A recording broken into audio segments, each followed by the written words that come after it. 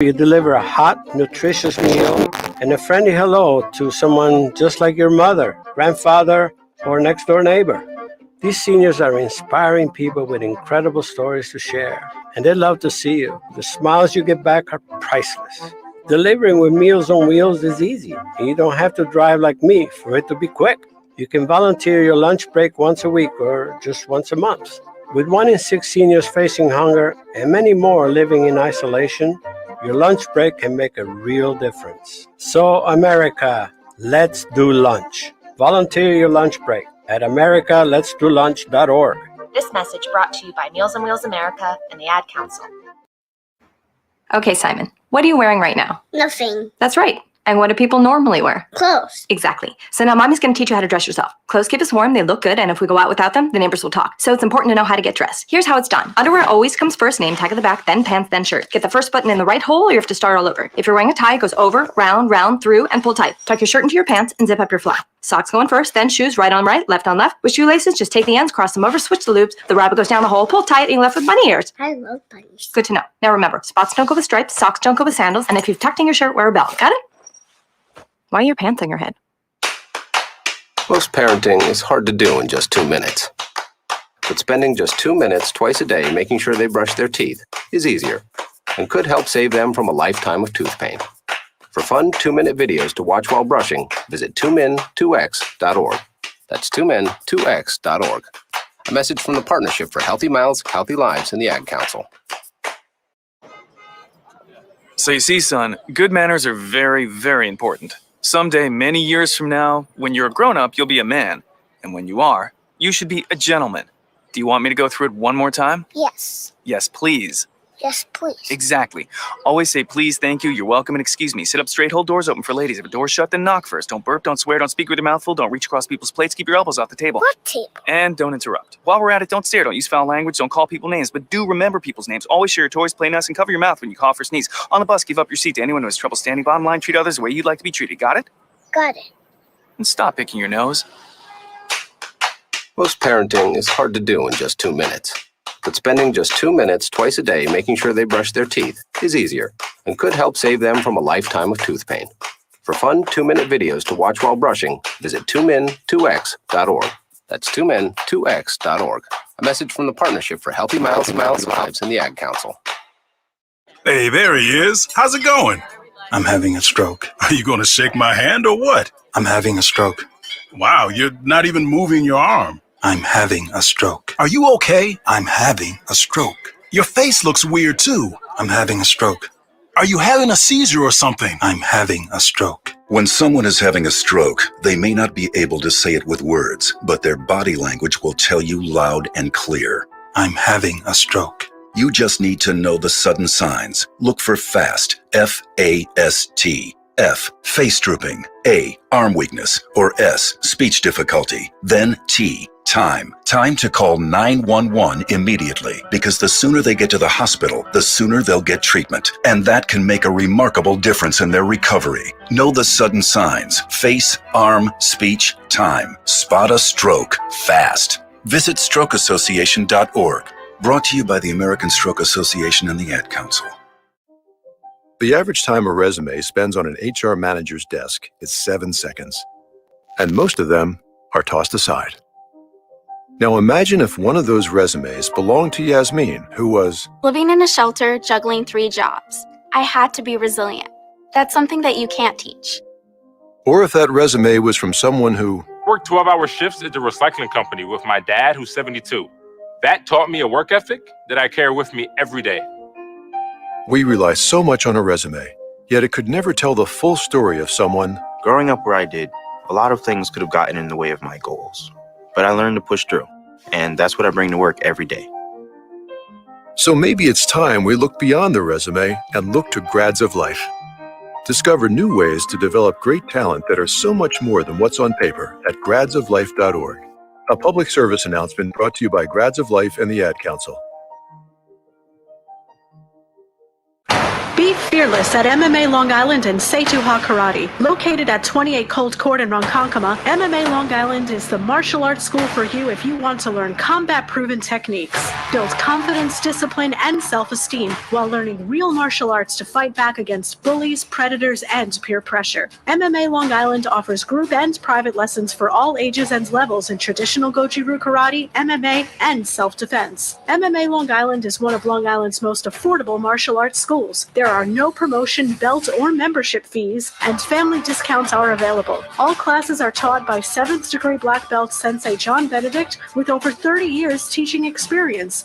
So whether you want to get in the ring or protect yourself and your family, MMA Long Island can help you reach your goals. Visit MMALongIsland.com. That's MMALongIsland.com or call or text 516-381-9660. That's 516-381-9660. Do current conditions have you nervous? Our experienced team of financial professionals at Heritage Harbor Financial Associates understands that no two investors are alike. We all have different goals, needs, and appetites for risk. That's why the one-size-fits-all approach does not work, especially when planning for retirement. At Heritage Harbor Financial Associates, we analyze your unique investment style so that you can work toward your individual retirement goals on your terms. Heritage Harbor Financial Associates can help you take steps to reach your retirement goals by providing a wide array of financial products to fit your needs, even for the risk adverse. Give us a call at 631-331-6599 to learn more or to set up an appointment with one of our financial professionals. You can also find us on the web at hhfa.org or on Facebook at facebook.com/hhfa.org. Our number again is 631-331-6599. That's 631-331-6599. Investments in stock, bonds, and mutual funds and variable annuities are not FDIC insured and are subject to fluctuation in value and market risk, including loss of principal. Heritage Harbor Financial Associates offers securities through AXA Advisors LLC, New York, New York. Member FINRA, SIPC, annuity and insurance products offered through AXA Network LLC. Edward Lehman has been a trusted insurance advisor for over 16 years with insurance solutions for auto, home, commercial, life, and retirement. He's located at 54 Sunnyside Boulevard, Suite H in Plainview. That's just 1,000 feet south of 495. Local agent, local advice. The time to think about insurance is before you need it. So do yourself a favor and before you pay your next insurance bill, give Ed and his team a call, 516-935-3900, or visit him online at www.allstate.com/EL. Edward H. Lehman Insurance is your trusted insurance advisor. It's the Worldwide Sports Radio Network. What are you talking about? No, it's not him. There's only one more. There is only one more. That's it. One more. Get a rest! No! They saw your team put up zero effort. Wake up! Remember in the old days they used to have oxygen for them. Where's the oxygen? Play like absolute just garbage.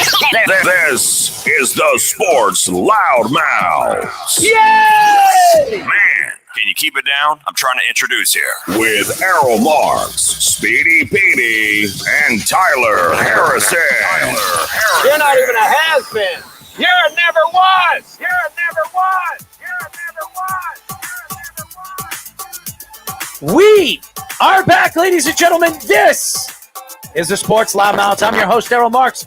My two co-hosts, Speedy Petey and Tyler Harrison. Remember, you can listen to our show every single Wednesday and Thursday at 9 p.m. You can call us at 631. What's the number, Speedy? I'm sorry. 631-672-3108. Post that up. And remember, ladies and gentlemen, you can go and download our app by going to iOS, which is WWSRN, or Android, Worldwide Sports Radio Network. As everybody knows, we are right in the middle of the NBA draft, actually at the beginning of the NBA draft. I think we're at number 11 right now.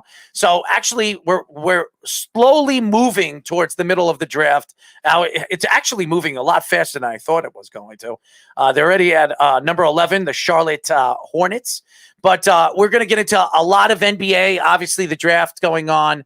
We're going to get into some baseball first. Obviously, the New York Yankees make a big, stunning trade today, adding Anthony Rizzo. And Max Scherzer is just traded as well. So we will get into that in just 1 second. We're going to get into NHL, which we really didn't get enough into yesterday. Obviously, what happened yesterday to the open market for free agents. Obviously, the Rangers didn't really do anything. The Islanders are still waiting to re-sign Palmieri and Parisi, even though it's pretty much set in stone. We'll get into that in just a little bit. We are also going to get into some football as Zach Wilson signs with the New York Jets today, which is good news for the Jets because a lot of Jet fans were having a heart attack and jumping off a ledge because they thought he wasn't going to sign. Well, now every single first-round draft pick is signed from this past draft. So Zach Wilson is heading over there to training camp with all the rest of the Jets. So that's a good news for the New York Jets and the New York Jet fans. But first things first, how are you, Tyler? I know you're going to shake your head and you're not very happy that Max Scherzer went to the Dodgers, but it's been a good day for New York sports. It really has. Whatever. The Yankees I think we already have a call. Who do we got? I think it's Snug. It's a Sacramento number. All I know is before this guy talks, I pray to God it's not something stupid like, I think I'm glad we got Anthony Rizzo. I think it's because Snug. if that's the response, I'm leaving. I'm out of here. By the way, before we put Snug on, at 9:30 we're going to have the great Brian Snow join us, and he's going to talk a little, probably basketball with us. He's a big basketball fan and probably some football and baseball. Anyways, who are we speaking to? Oh my goodness. Snug, what's going on, man? Gentlemen, Tyler, welcome back. I know I'm the real reason you called. Thank you, Snugs. That was the greatest news last night when the announcement came out. Like, we're all watching the trade deadline and we want to see who goes where and whatever. But Tyler Harrison back to the sports loudmouth. Best possible acquisition ever. So welcome back, dude. Oh, thank you, Snugs. I appreciate it, buddy. Speedy, I want to shout out to you, bro. Happy birthday. Thank you very much. Man. It was not covered on the show, and it should have been because you are the glue that holds the worldwide sports network together. So he's true. It's true. He is the glue. That's for sure. I also want to shout out to Jeff because Jeff is 100% the man. He is a gentleman and a scholar. He brings both humor and when are you going to shout out the host? No, he doesn't have to shout me out. He doesn't have to shout me out. It's cool. He's going to say something stupid about me. I'm waiting for it. I can't resist saying stupid things. We know that. I know. That's what I do best. And that's why I call in. I know. Anyway, I want to shout out to Kenny, too. I hope your catering business gets off the ground. Shout out to Miami Heat. I don't know if you're in jail or not, but if you could call in, that would be fucking amazing. I would really like that. Who's that? I mean, you don't know Miami Heat? No, I don't think Tyler was with the network yet. God, one of the founding members. Oh God! Like life without Miami Heat. He used to call me on cruises. He used to call me on cruises, and he was drunk as a skunk. Jeff? Miami Heat. He called himself Miami different Heat people. Was a thirsty gentleman. He was a thirsty, crazy lunatic who called the show. He'd tell me one day he called the show. Me and Mike were doing the show, and he would say, "I'm running from the cops. I'm hiding right now." In I forget where he said he was hiding, but he was hiding somewhere. And he says, "I'm running from the cops." I said, "What?" "They caught me with marijuana." I was like, "You're running from the cops with a little marijuana?" That makes a lot of sense.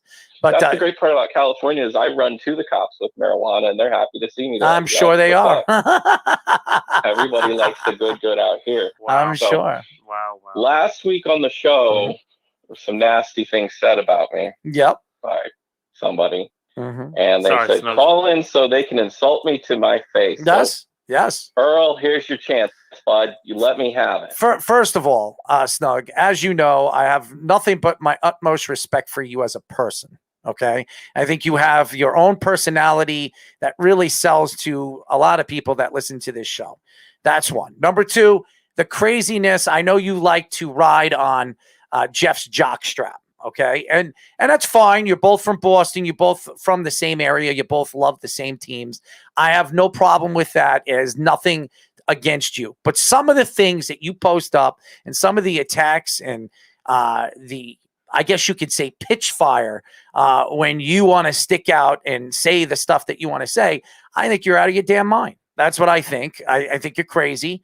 And I have my own thoughts to what you say sometimes.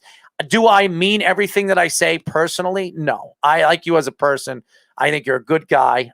Personally, I think you respect me as a person. I just think you like to get under my nerves and under my skin, which is understandable. You've been doing this for over, I don't know, 5 years. So it's something that you've been known to do. So if you want me to attack you for some of the things that you say, well, I disagree with some of the things that you say about the Yankees and the Jets. Why would you bring up the Jets when we never even talk about the Jets?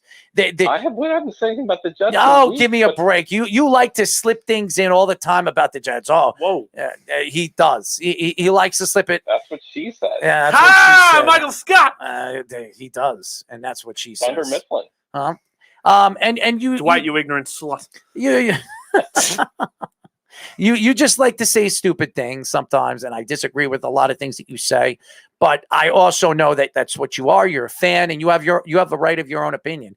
The way I answer or say things on this show is just out of gut and really just my personality at that particular time. If I'm angry, I'm just going to attack it. You know what I mean? So, well, the good thing is I have enough money to keep myself in cupcakes.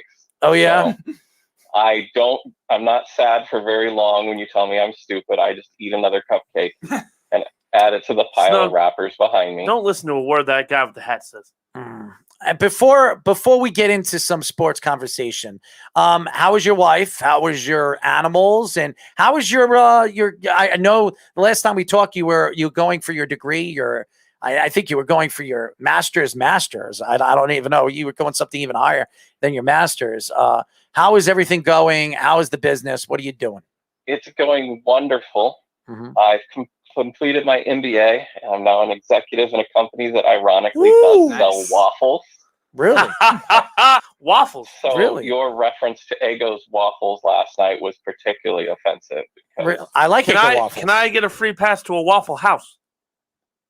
Waffle House is the greatest thing ever. Please look it up on YouTube. The only thing that happens at Waffle House are people fist fighting and what happens at Waffle House stays at Waffle sexual House. encounters. That's the only thing that Waffle House is good for. Well, I'm glad that you got your degree. I'm glad you're doing pretty well. How's your wife? How is everything going on over there? That was one of the joys of getting the degree is you could get a divorce and get a better wife. Oh yeah. So you had a divorce? The Trade Up program. So you had a divorce? 3 or 4 of them in the last few months. Yeah. Wow. What do you mean? How many divorces have you had? I'm just messing with you. I was about to say. Oh, Jesus Christ. I was about to say 3 or 4 divorces in 3 or 4 months. I think one would make me jump off a cliff. 3. Oh man! But it's not the craziest thing I've ever heard because I know somebody that actually had 3 divorces in 2 years. You should not air the Beeves' dirty laundry on the air. Yeah, it wasn't the Beeve. Beeve has never gotten married. It's legal now, you know. Sense. That's true. Smelling like onions and eggs and all is not the perfume that women prefer. So what would you like to talk about, Snug? So I just wanted to say congratulations to the Yankees for gambling everything on 2022. They are all in. They have shoved all their chips in the middle. They better get it done next But year. hold on, Snug. They didn't give up really anything for Anthony Rizzo. So they've given up 6 of their top 30 prospects. That is 20% of the best of your farm system. That's right. And none of those guys are even control. Those guys. You've got Aaron Judge. You have Gallo, and you have Rizzo. You're gonna have to resign through the end of 2022. Well, so they're gonna can't afford to sign all 3 of them. They're too expensive. They're going to sign Anthony. First of all, with the way COVID-19 is going, they're not going to have to overpay these guys. Anthony Rizzo is only going to make between 120 and 140 $1 million. He's not making a lot of money, and Judge is not making more than 150. And there's a lot of people coming off after next year, so they can absolutely re-sign Aaron Judge and Anthony Rizzo. Now, as far as Joey Gallo is concerned, what is Joey Gallo worth? You know what I mean? He's a power hitter. Gold Glove winner. No, 1 year of a Gold Glove winner. Now, if he has a good season in the next 2 years, the Yankees will lose him. They're re-signing Anthony Rizzo in the offseason. They're absolutely going to. Joey Gallo and Anthony Rizzo are the same guy at different positions. 225 versus 248. Granted, Gallo has a little more pop in his bat with 25 home runs versus 14, but Rizzo is a Gold Glove, all-world defensive player at his position. So Rizzo's also hit better years than 248 throughout his career. Gallo, this is his best average. And Rizzo's a top. Rizzo's definitely better trade than Gallo.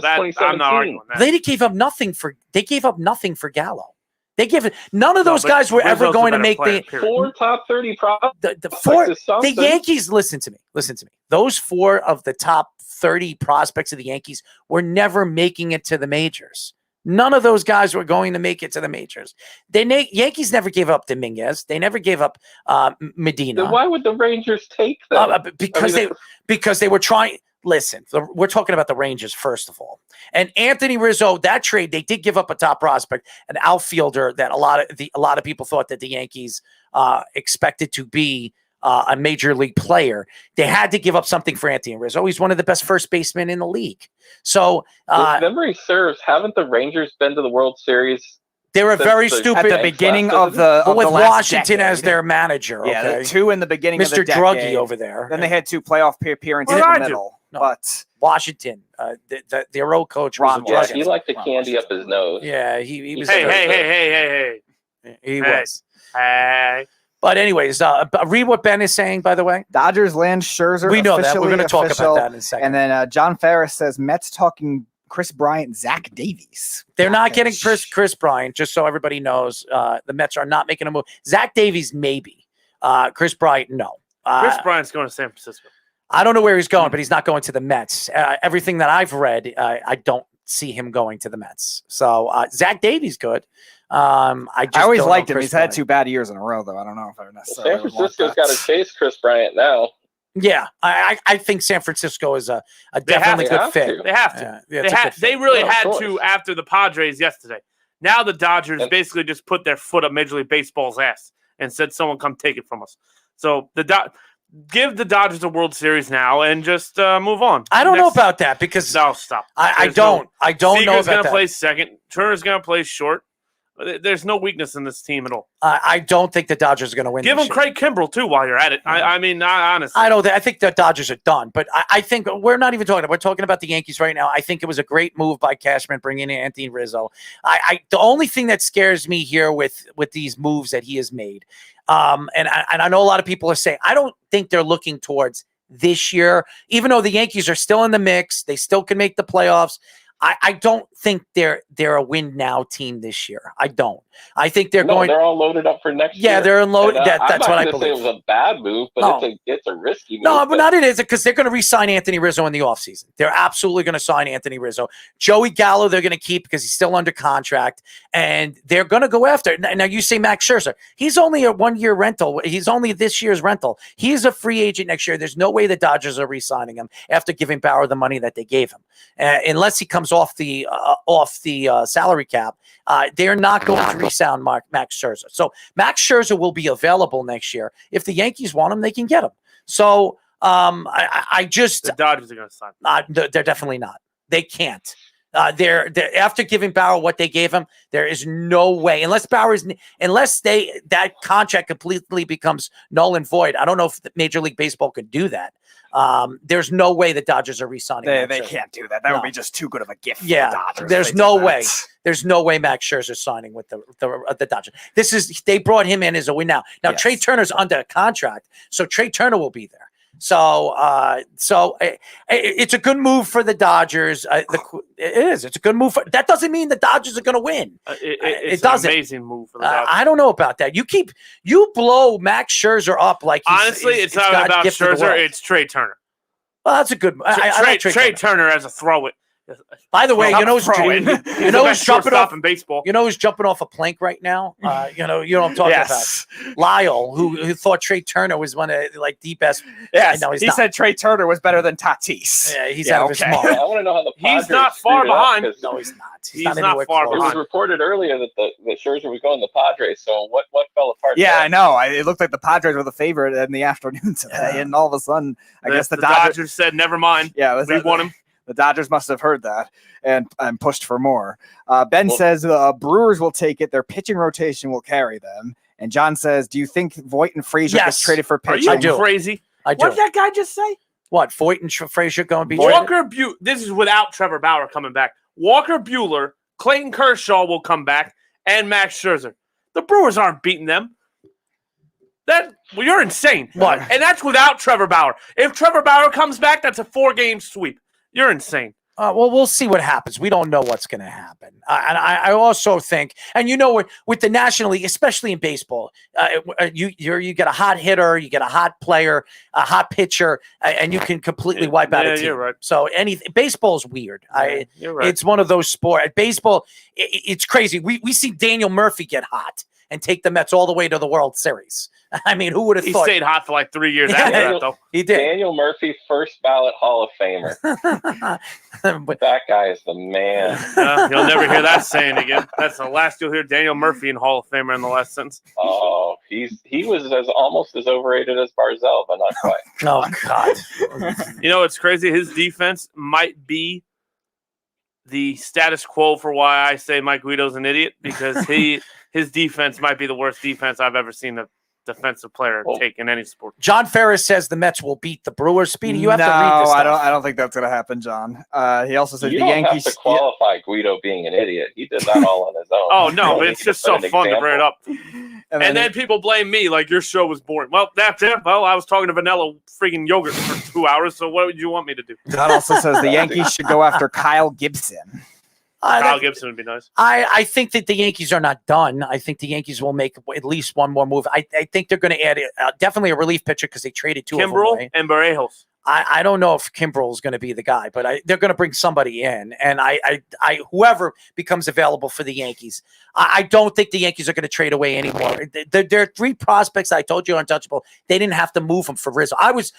First of all, when I heard a lot of people surprised Anthony Rizzo went to the Yankees because there were three other teams that were definitely in line to get him, Boston being one of them. The Yankees made sure that they cut him off because Anthony Rizzo going to Boston could really be scary. So, and that was why the Yankees cut him off. Now, Anthony Rizzo will re-sign with the Yankees. He's not going to Miami.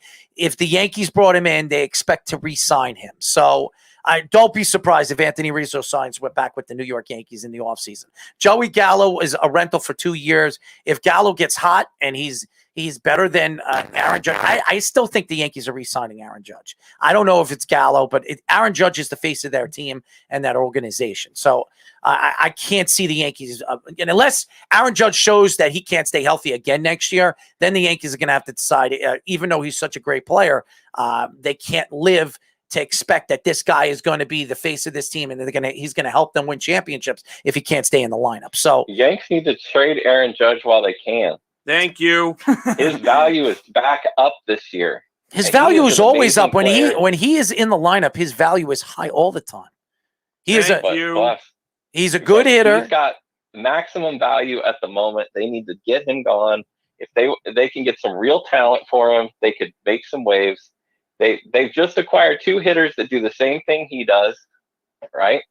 Except they're left-handed, and you still got a windmill in Gallo, so you'll still get the strikeouts. But nonetheless, Aaron Judge has actually fixed the strikeout situation. He has not been in the league's top 10 in the last 2 years in strikeouts. When he's in a lineup, he doesn't strike out as much as he did when he came into the league. So Aaron Judge has fixed that up, and he's right now he's in the last 2 years when he's in a lineup, he's a 280, 290 hitter.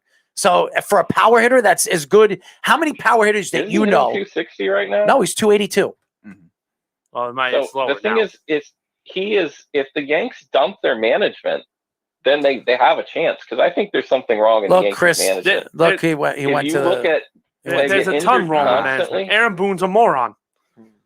They're constantly injured. Their pitchers are injured too. So you got questions about the pitching coach, about the strength and conditioning coach, and then Aaron Boone looks like he's confused half the time and more focused on he's always confused. The seeds he's chewing the other half of the time.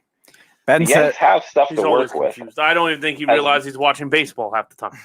Ben says, people said I was crazy about calling the Bucks winning the title months ago on this show. And Carl says, Spider Tack Brewers.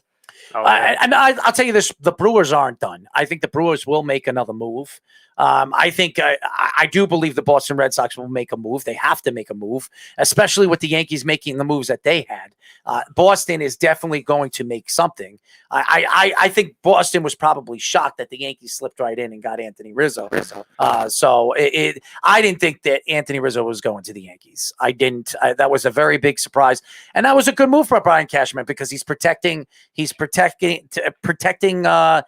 Anthony. Well, he's protecting the team from Anthony Rizzo going to the Boston Red Sox. So it definitely helps them. Now we'll see with these two acquisitions. Everybody was saying that the Yankees needed to add power left-handed in their lineup. They added two of the best power hitters in baseball at their respectable positions. So let's see what these guys are going to do when they're in the lineup. The Yankees got shut out today, 14-0 by the Tampa Bay Rays. And Cole pitched. Cole pitched. He didn't pitch well today, but the last three outings, Cole looked good. So no, that's fine. But my point is, everyone's like, "Oh well, we got Garrett Cole. He's one guy.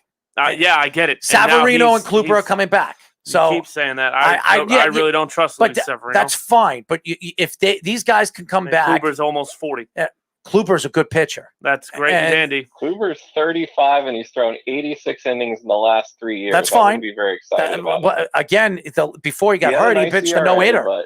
He pitched a no-hitter before he got hurt. And listen, Corey Kluber, with the last 75 games of the season, if you can get Corey Kluber to pitch 10 games, that's going to give you a chance to make the playoffs, especially as a wild card team. That's 50 innings. He did 36 in the last 2 years. That's fine. It's snug. And 2019. So you're asking him to triple his output? Snug. Right now, the Yankees are going to have to hope that happens. Listen, I don't think the Yankees are ready to win this year. I think the Yankees are going to wait until the offseason. That's fine. And the Yankees are going to bring in whatever they need to bring in to be that team. The Yankees were expected to be the second or third best team going into the season this year. Yes. Just the problem with them is health.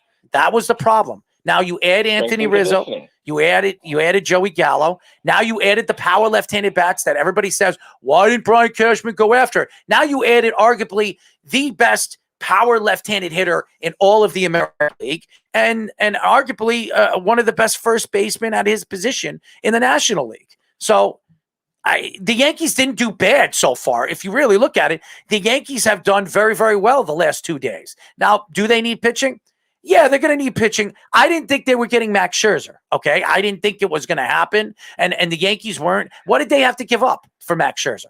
Max and Scherzer, Trey Turner? Yeah, it's Max Scherzer and Trey Turner for a catcher, Keibert Ruiz, right-hand pitcher, Josiah Top Gray. 10 prospect. Gray just came up, too. He's a nice player. And two mid-range prospects. Outfielder Donovan Carey was one of them. They gave a lot of prospects. Yeah, they gave up a good amount. Hold on. It wasn't Scherzer specifically. I just knew Scherzer was a big name on the market. Jose Barrios is out there. I mean, quite frank, you know what Brian Cashman's going to do? He's going to go get us Kyle Gibson, and he's going to go and be, well, he was the best one. No, numbnuts, he's not the best one available. You prioritized hitting. So, yeah, he was the best one left after all the geniuses said, oh, we need pitching. And then the market was depleted. Now, he's the best one left. Barrios will, I don't think he's going to be traded at this deadline, but don't be surprised in the offseason. First of all, Brian Cashman likes Barrios. He's always liked Barrios. He will wait. He would be amazing. He would will be an amazing The guest. Yankees will wait until the offseason. And if, they're not winning. You keep saying even that? with Barrios, Errol, they're not winning this Errol, year. I need you to understand something. Well, you just I understand said, enough. I don't think you understand, I understand your own enough. mouth. What I'm trying to tell you is, you said 5 minutes ago they were the second or third best team heading into the season. Did you or did you not say that? Yes. Okay. Before injuries. Okay. So injuries happen. And their bullpen fell apart this year. No, their bullpen didn't fall apart. Yes, it did. Guys like you didn't understand that the bullpen. Oh, you're telling me I don't understand? Yes, I am. All what right. I'm trying to tell you is. Where's Wilson? Where's Wilson? They brought in Justin Wilson. Okay. So hold on. You Justin just gave Wilson away three. Is the same guy pitchers that the Yankees traded 3 years ago, and the Mets gave up on, and the Yankees brought him in on a minor league deal. You know why? They needed bullpen help because they let the best bullpen in baseball become sand and spider webs. That's what happened. Really? Yeah. Really? The best guy is Chapman, and Chapman now I can't even trust to go out. Five of their relief. First of all, and so much you know about the Yankees. 5 of their big-time relief pitchers have been hurt for a significant amount of time this year. Loizica, He's been hurt. Loizaga. He's a very Jonathan good. Loizaga. Jonathan Loizaga. That's the first name out of your mouth. Is Jonathan Loizaga. Zach Britton, another one, out for a significant amount of time. He sucks. Oh, yeah, he sucks. You suck. His ERA is 8. You suck. Zach Britton is a good relief pitcher. Oh, yeah. He's also fighting injury, and he has elbow problems. You know who gets relief? You're stupid, man. Zach Britton literally gives the other team relief. Lost your they walk that guy in, and they go, wow, Zach Britton's here. Maybe that's why you're losing your hair, because you're out of your damn mind. You believe your stupidity. No, what I'm trying to tell you is, maybe if you took the hat off, you'd get some oxygen to the top of your head. I don't. You want to see my hair? You want to see my hair? I know you have hair. Want to see my hair? I said oxygen. I have oxygen. I don't know. My mind is moving very well. Maybe it's carbon dioxide. I don't know what's on top. With you farting in here, I probably. That was Speedy. I didn't do anything. Give me a break. If it smells, it's coming from you. Smells that are generated in that studio. Absolutely. It's hot. It's hot. It's really hot. It's always hot. We're in a studio. Every studio, a real studio you go into, it's going to be hot when it's soundproof. By the way, point being, Zach Britton gives the other team relief when he walks out of the freaking bullpen. Yeah, okay. Carl says in the comment section exactly what you were saying, Tyler. Zach Britton with a 7.36 ERA, and John Ferris also said something you said yesterday. Max Scherzer did not want to go to the Yankees. And hold on, because that's what everyone keeps holding me up on. Max Scherzer would have been a great get. He tells the Yankees go scratch. Fine, get it, understood. I don't care. There's other pitchers on the market. The Yankees are not linked to anyone. Anyone. None. Zero. Zilch.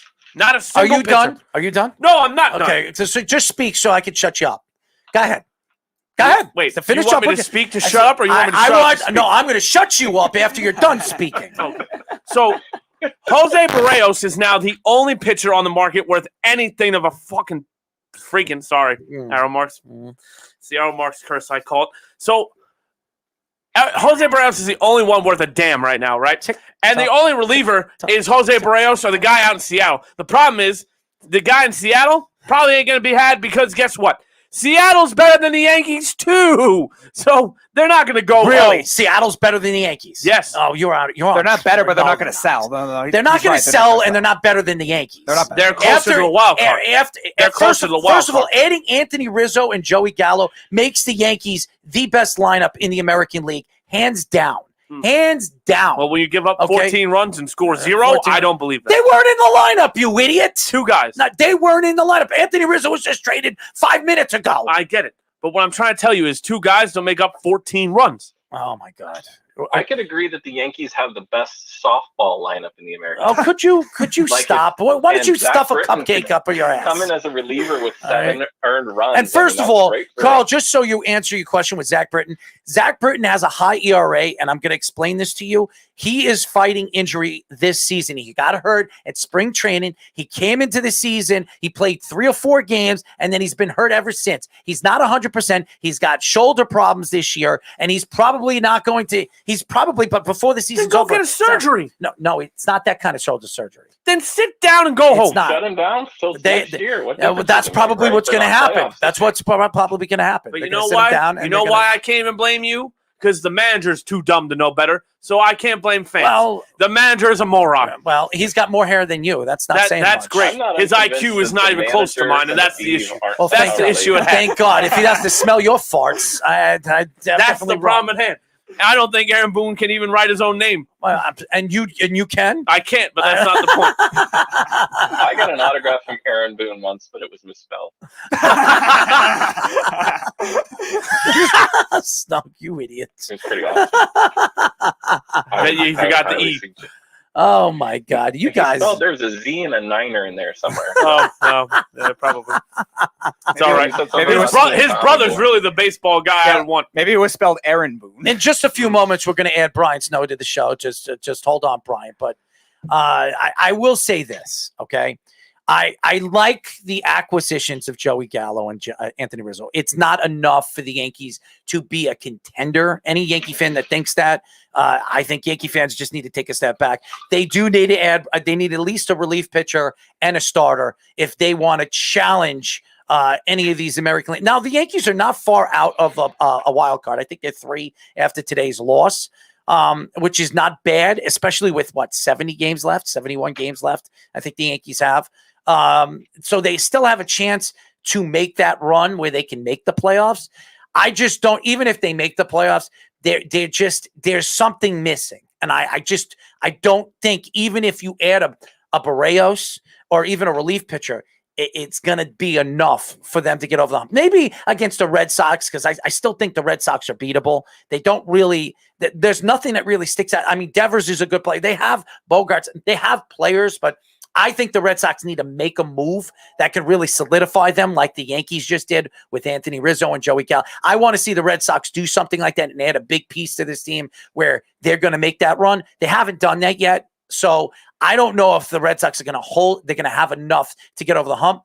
The Tampa Bay Rays, they added Nelson. They're probably going to add some, maybe one or two more pieces. They're still a very dangerous team. And then there are other teams right now in the American League that could be scary. Houston has played well really throughout the season. So and Oakland's definitely going to sneak. They're going to be a sneaky, scary team because there are stories coming out that Trevor Stories could be heading over there as well. So I just got Marte yesterday too. Yeah, Nice. so I mean, Oakland could be a very dangerous team too. So there's just so much movable pieces right now. I don't think it's done. I think there's still a significant amount of moves that are going to have to be made by a lot of these teams if they want to win a World Series. Right now, the Dodgers are heavily favored. That they're probably going to win back-to-back years, but that doesn't mean anything with baseball. We have seen this before. Teams just get hot in the National League. There are quite a few teams. The Mets, if they get the pitchers that they get back, the Mets can make a run. I mean, the Mets are scary good with that pitching staff if they bring it back, if the two pitchers come back. So, I mean, what do you say? Watch this. I bet you a week's salary. Okay. That I can guarantee you right now the Dodgers win a World Series. A week's salary? This year. A week's salary? Yes. You're going to bet me your week's salary for... No, from here. A week's salary from here? Yes. No, your a week's vacation. How about this? A week's vacation. How about Dodgers this? won a World Series. How about this? I'll bet you $100. $100. Jot this down. He didn't pay the last time. No. We never even bet $100. Never did. I'll bet you $100. No. Everybody has this is the first time we're betting money. I'll admit. I'll bet you $100. All right. I bet you $100 that the Dodgers do not win the World Series this year. Got it. You heard it? Everybody heard it? Why are you guys wasting your time on money? Bet something interesting. Like, Shut up, Snugs. Shut up, Snugs. That's actually I a good haven't idea. Address. No, you already shook my hand. That's a good idea. Don't be an Indian done. giver. No. I want the $100. That was a good idea. Snug. Thanks for calling, man. Gentlemen, it's always a pleasure. Love you, man. I just have to say Tyler is right as usual because the Dodgers are going to win the World Series. Man. Oh, could you I hate saying as a Red Sox fan, and candidly, when I saw that they were getting Scherzer and you want to bet me $100 too? No, Snug wants to bet something interesting. You want to bet me $100? There you go. No, Snugs, you can do the cupcake bet. bet. Something interesting like cupcakes. There you go. Cupcakes. Just shove a cupcake up your ass, man. Oh, shit. Yeah, you're right. You need to eat some frosting. You do with Oreos. I like frosting. I'm not down with but that. I'm dieting. Oreo Right thing. now. I'm dieting. That doesn't mean you can't eat frosting. I don't judge. I'm 220 right now. So. Oh yeah. Yeah, I'm 220. I'm in good shape. No, you are. So it's Oreos in your ass. Yeah, shut up. Shit. That's Mikey C. That's not me, you idiots. That's not me. All right, gentlemen. I'm going to go eat dinner, so you have a fine evening. Oh, yeah. man. Oh, that's Snug. Thank you for calling, bud, and keep listening, my friend. Oh, man. Snug the cat. All right, we're going to go to a quick break. When we come back, the great Brian Snow here on the Sports Loudmouths. It's the Worldwide Sports Radio Network.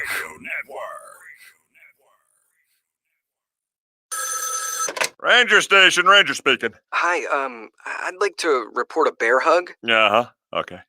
Well, we were building a bonfire, and I saw some, dry brush and leaves around, so, I said to move the bonfire somewhere else, and out of nowhere, Smokey Bear shows up and hugs me. So you noticed some wildfire hazards and moved your bonfire to a safer location. Yeah. Yeah, that's Smokey, all right. He likes it when people help prevent wildfires. It hits him close to home. Not everybody gets the hug, my friend. So that's pretty special to get a hug from Smokey Bear. So it was him. Hey, guys, I told you it was Smokey. Okay, well, congratulations, my friend. And thanks for calling. There are many ways to prevent a wildfire. Learn how you can do your part. SmokeyBear.com.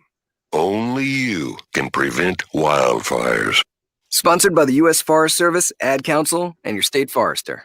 You're listening to the Worldwide Sports Radio Network. This is the Sports Loudmouths. We are back, ladies and gentlemen. This is the Sports Loudmouths. We are live every single Wednesday and Thursday at 9 p.m. As always, you can call us at 631-672-3108. Again, it's 631-672-3108. Ladies and gentlemen, you can download our app by going to iOS, is WWSRN, or Android, Worldwide Sports Radio Network. And by the way, definitely check out our website at www.worldwidesportsradio.com.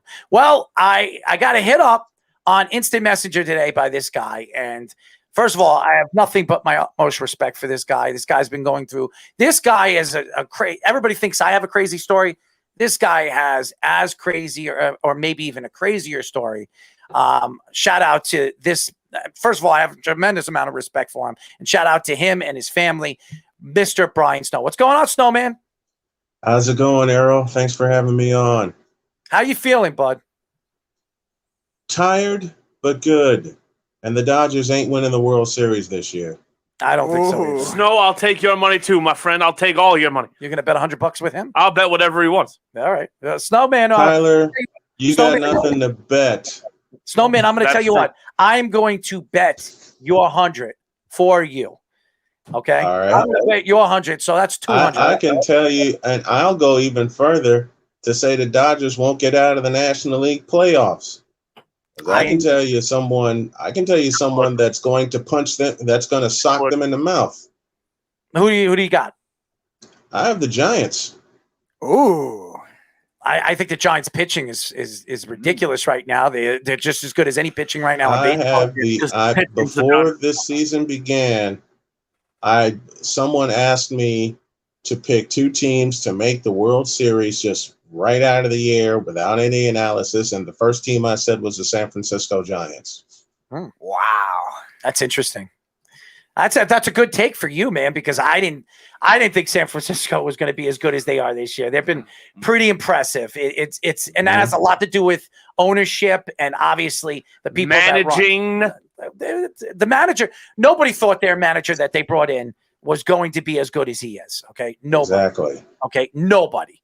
And the fact that I thought Aaron Boone would be a big idiot too, but I did. I don't know if you call somebody a big idiot when he's been to two out of the 3 years he's been in the playoffs. That's great. And he's won over 100 games. So Aaron Boone isn't that bad.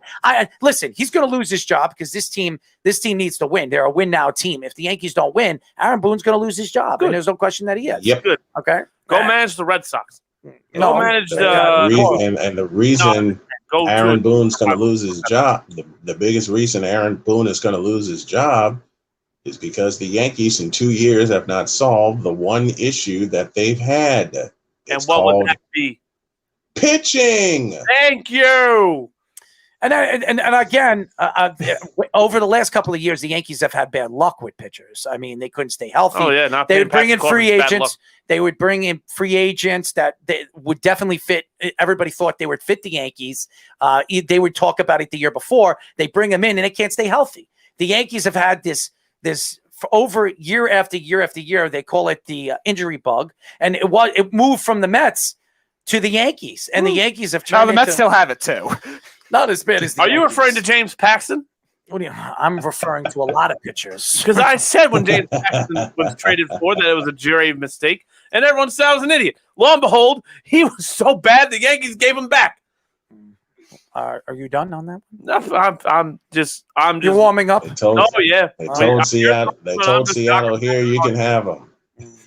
So why don't we, first of all, why don't we get into basketball? Because I know you're a huge basketball fan. The NBA draft today. What are your thoughts so far with the NBA draft? They're at number 16 with OKC. This is their second pick of maybe, I think, 19 or 20 that they have in the next 7 years. And I didn't like their first their first pick in this year's draft. But we'll see if they go what they're going to go with at number 16. But what have you seen so far in this draft that really just stuck out to you? And what do you think about the number 1 pick this year? I'm old school and I'm taking a wait and see approach, because every time the last couple of years I've seen to open my mouth about picks in the draft, I've been proven wrong. Detroit got the right person in Cade Cunningham. Mm-hmm. Oklahoma City is going to have picks forever because they keep trading everybody. As far, you know what? I'll save my take on the Lakers for a later time. Oh, please give it to me. No, you could give it in a second. Yeah, but keep on going. I'll save my pick on. I'll save my. I'll say what I have on the Lakers for a later time, but not any surprises so far. I figured Oklahoma City would go with the point guard Giddey from Australia. I figured they'd go. I figured they'd go his way because they traded in the last 4 years. They traded 2 legitimate point guards, and now they have to get somebody into the fold that can actually run that team. Didn't they just bring in Kemba Walker? I mean, well, then he's getting traded again. I don't know. Kemba Walker is leaving. Did they trade him yet? Kemba Walker, they're going to. He's under contract. They're going to buy him out. He's under contract for the next 2 years. No, I know. They're going to buy him out. They're going to buy him out and ship him back to Charlotte. I believe they're going to ship him back to Charlotte. I don't know what they're going to do, but OKC's bringing another foreign player, the Turkish player. Yep. Yep. Oh, I mean, Steven Adams. As I said, I see. Adams is already gone. I see no surprises so far. Carl says, by the way, Franz Wagner, let's go. And Scotty Barnes, love his energy, needs to fix his jumper. All right. So Carl actually not Scotty Barnes. Franz who? Yeah, that's what Errol was saying too. He's not a fan of Scotty Barnes. And Franz who? Who the hell is that? Franz Wagner. He's first from Michigan. He's a little raw. I'm surprised he went as early as he did, but he goes number 8. Yeah, you just answered my question. You said Michigan. There's a lot of good players. First of all, there's a lot of good players still on the board. Carl's not going to want to hear that. There's a lot of good players right now still on the board. I think, in my honest opinion, the best player in this year's draft was Jalen Green. He went number 2 to Houston. I loved him for the last 3 years. He played in the G League this year. He's a sensational shooter. He's a better Harden. Okay, I think he's going to be a better Harden, a guy that's more aggressive and he can shoot. And to me, the only weakness that kid has is defense. The only weakness he has. Yeah. Everything else he can do. I just hope it gets fixed very soon. I think he can. I'd like to see the kid succeed. I really would. But at the same time, you know, I hate saying these 3 words, and Tyler, you've heard me say them a lot. Defense is optional. And that kind of hurts. That kind of hurts an old schooler like me. I want to see folks play some defense. I want to see these guys grow into their role.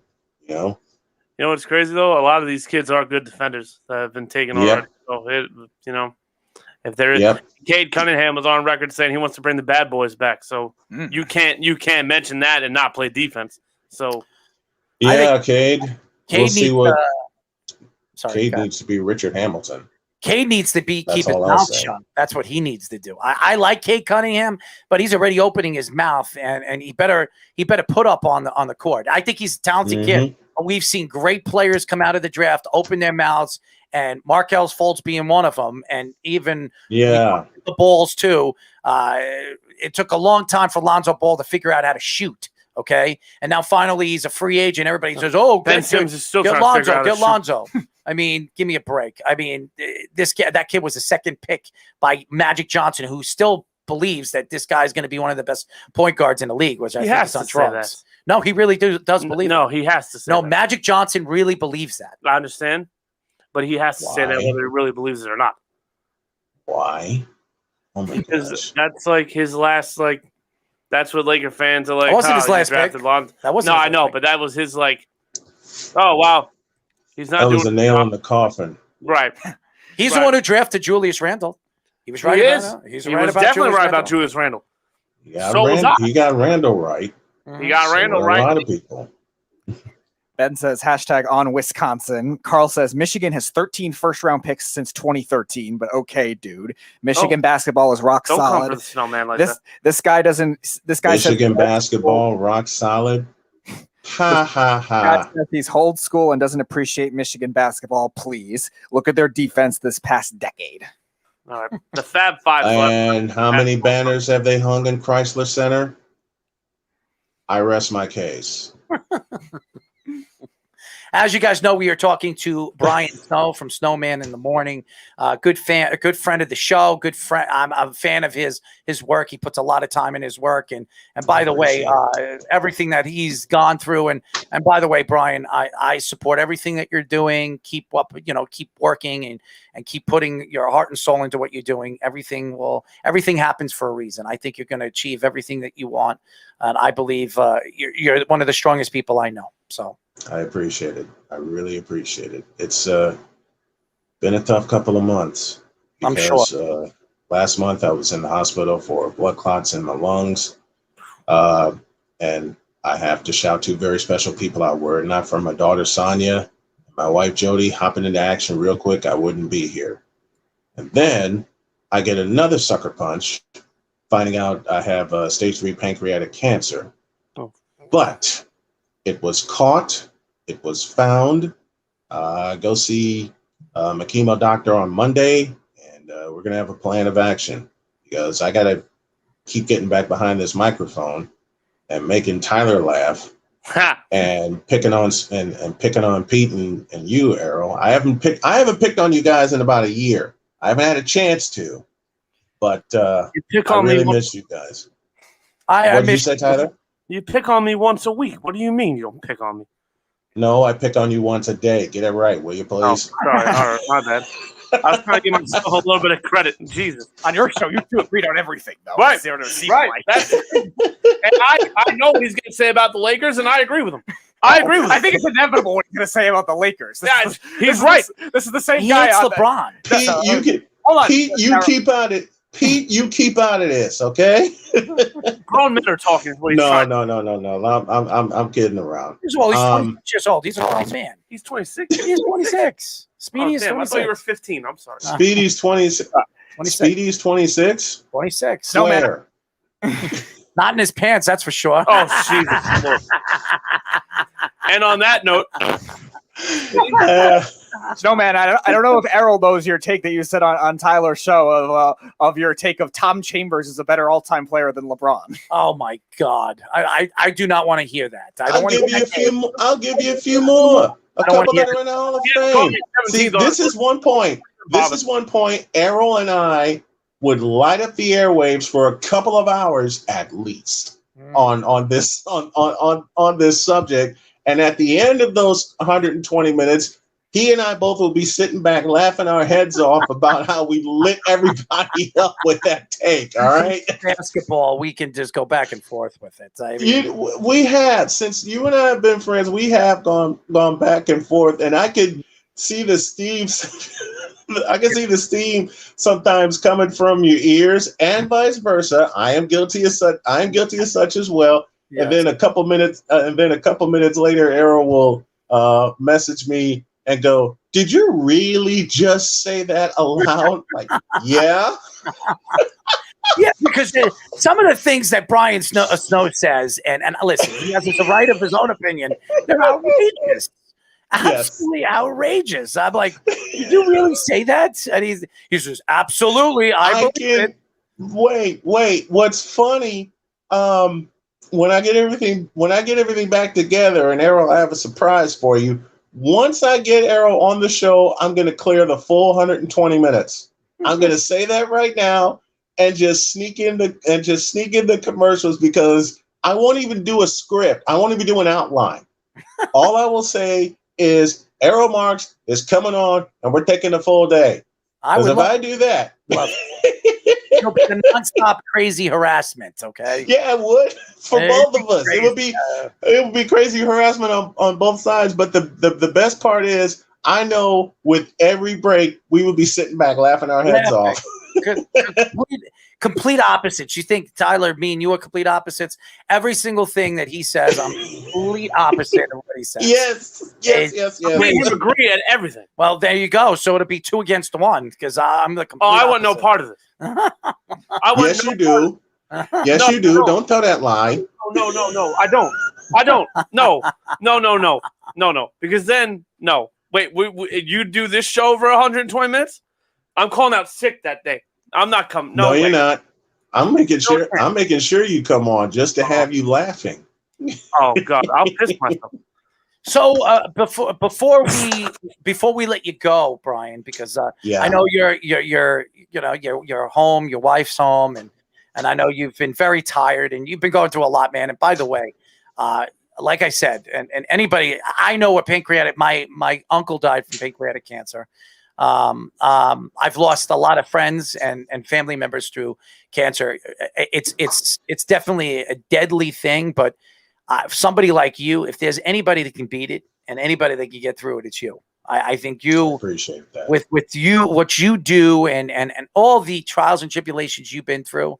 I've been not only impressed with the growth of who you are on the radio, but also just the person that you are as a man, a husband, a friend, everything. I think you're an amazing person. I have a tremendous amount of respect for you. So, and you know, I'm here for you. I'm here for you. If you ever, like I said, if you ever want to talk, you know, I'm always here for you, man. And you're a tough guy, and going through chemo is a bitch. I know it is, but yeah. I learned from Pops because before prostate cancer eventually took his life, he went through it. So I'm drawing on that experience. My wife's been getting me prepared. Some of the other doctors I've spoken to, they're getting me prepared. I'm just ready to kick this thing in the ass and beat it and get on with it because I got some traveling to do. I got one hell of a show to put together. 5 days a week. I mean, I got stuff to do. That's not the way that my wife and I say. That's not the way my wife and I say it to each other, but you get the idea. We got stuff to we got stuff to do and stuff to put together. But I really, really appreciate the support from everyone, especially at Worldwide Sports Radio. I'm sorry to cut you off. By the way, Tyler is now a full-time guy with these Sports Loudmouths. I brought him on. By the way, I don't know if you heard that we decided to, both us and Josh, and now Josh is still a part of the Worldwide Sports Radio Network. He decided to, we thought that it wasn't a fit moving forward with the Sports Loudmouths, and Josh decided to part ways with the show. And we brought Tyler on because we think Tyler was a good fit. He's been on a couple of these shows and definitely banters very, very well. And Tyler's a good guy. We have always had our differences, in Tyler is a great guy. Okay. When he had a show a couple of years ago when I was living in Indiana, I bugged the daylights out of him. Every night I got a chance. I'd call in just to bug him. I was working with. OKC has another pick. OKC has another pick. This is a third first-round pick in the top 20. And that one day when I bring Arrow on for a couple of hours and we don't and we don't all we do is take breaks. Yeah. Because there will be no script on that show. I'm just saying. I'm just saying there will be no outline. In fact, when I write my outline, when that day happens, all I will have on this screen here next to me is Arrow Marks Day. And I already know to fill this up with water and get like 2 extra bottles of water next to me and just be ready to go. What's my I mean, it's like a favorite word. Jack? And the people that will be chiming in, I already know the people that will be chiming in will be off the charts and off the wall because they're are you guys really fighting? They won't hear us laughing through every break. By the way, Carl, one of our fans and a good friend of the show, says, "Godspeed, man. My mom passed away last week from pancreatic cancer. They caught it early. Also, she lived 5+ years. Oh, by the way, Carl, I'm sorry to hear that Very about your sorry mom. to hear that, Carl. Same. Same. Hey, could only- Carl, I intend to I intend to fight this. I intend to beat this. And look, my wife already gave the directive. I mean, she pointed at my stomach. She says, "Look, you got to get out of there. We got stuff to do. We got stuff to do." Yeah, you have a good woman.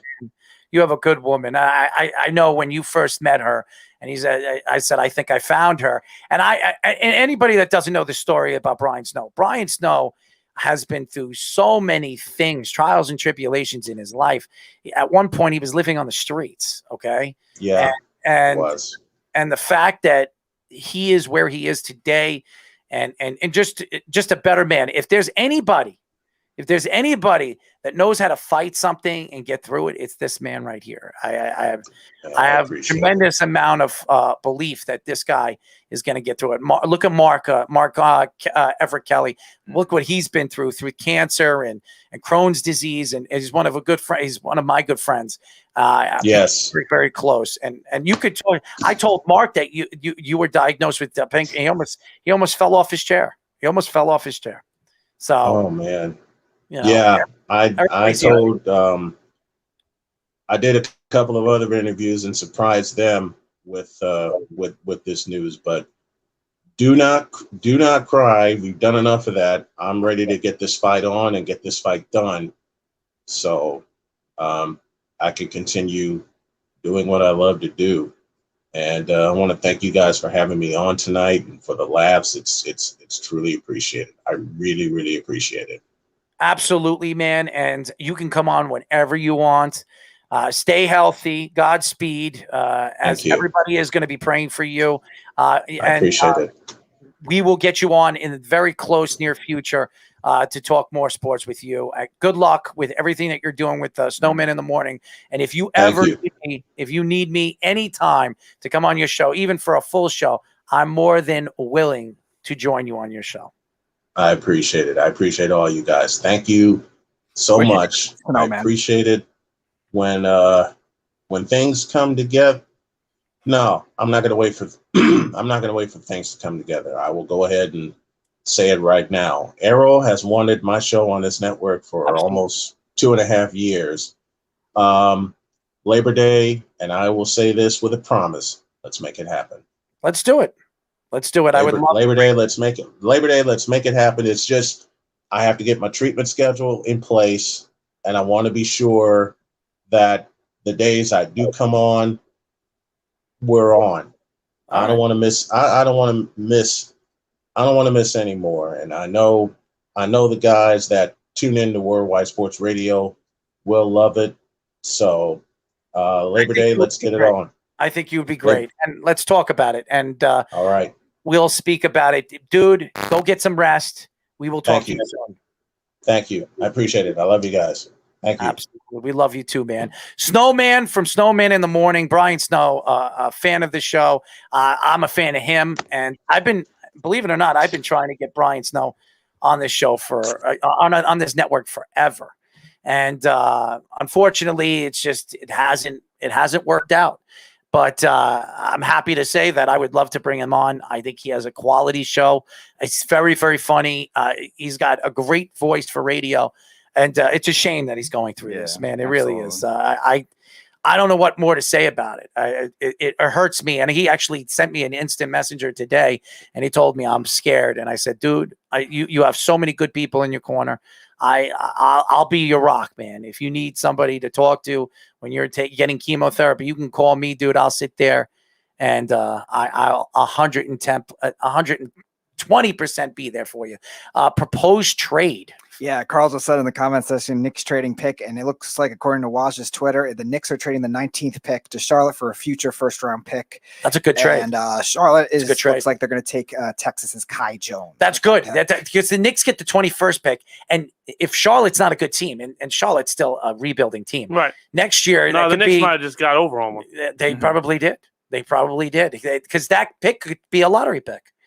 So they're not ready to win. They're not making the playoffs next year. The Knicks are absolutely going to be a playoff team next year. So, obviously the Knicks believe that they're still going to get the player that they want at 21. Right.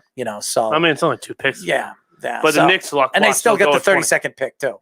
So the Knicks are positioned in a very good position, and I think this is a good move by Leon Rose and the management over there because they didn't get the guy that they wanted. So in thought, they're still going to get the guy that is going to probably fall to them at 21. So I think this is a good move for the Knicks. So anyways, let's get back and have him reach out to me if necessary. Errol, I will call. I'll send Snowman your information. I think he would absolutely love to talk to you. But to get back into the NBA draft. Now, honestly, guys, you look at the Knicks right now, and I call them the next because next pick. Where do you see the Knicks this offseason? Do they bring in a superstar player like a Chris Paul, or if he becomes available in free agency? Do you bring in a Kawhi Leonard if he becomes available and he opts out of his contract? Bradley Beal, who's demanding, he's already said that he wants to be traded to the Boston Celtics, or somebody else, like Damian Lillard. Is there anybody that really stands out to you that if the Knicks bring him to this team, is he something that one of these guys excites you for the season coming up? Yeah, both Chris Paul and Damian Lillard definitely excite me. Chris Paul a little more probably if he opts out because you're not going to give up anything. Right, you don't have to give up anything for him. And look what he just did with the Phoenix Suns. Look what he's done with OKC. It's evident that he works well with young players more than any other veteran player in this league. What he's done with the teams just overnight. And the Knicks, again, they already got that jump start. They didn't have to go through the year of, all right, we're just a mediocre team, not a playoff team. The Knicks already jumped to the 4th seed. They already made it to the playoffs, did a lot better than anybody expected in the first year.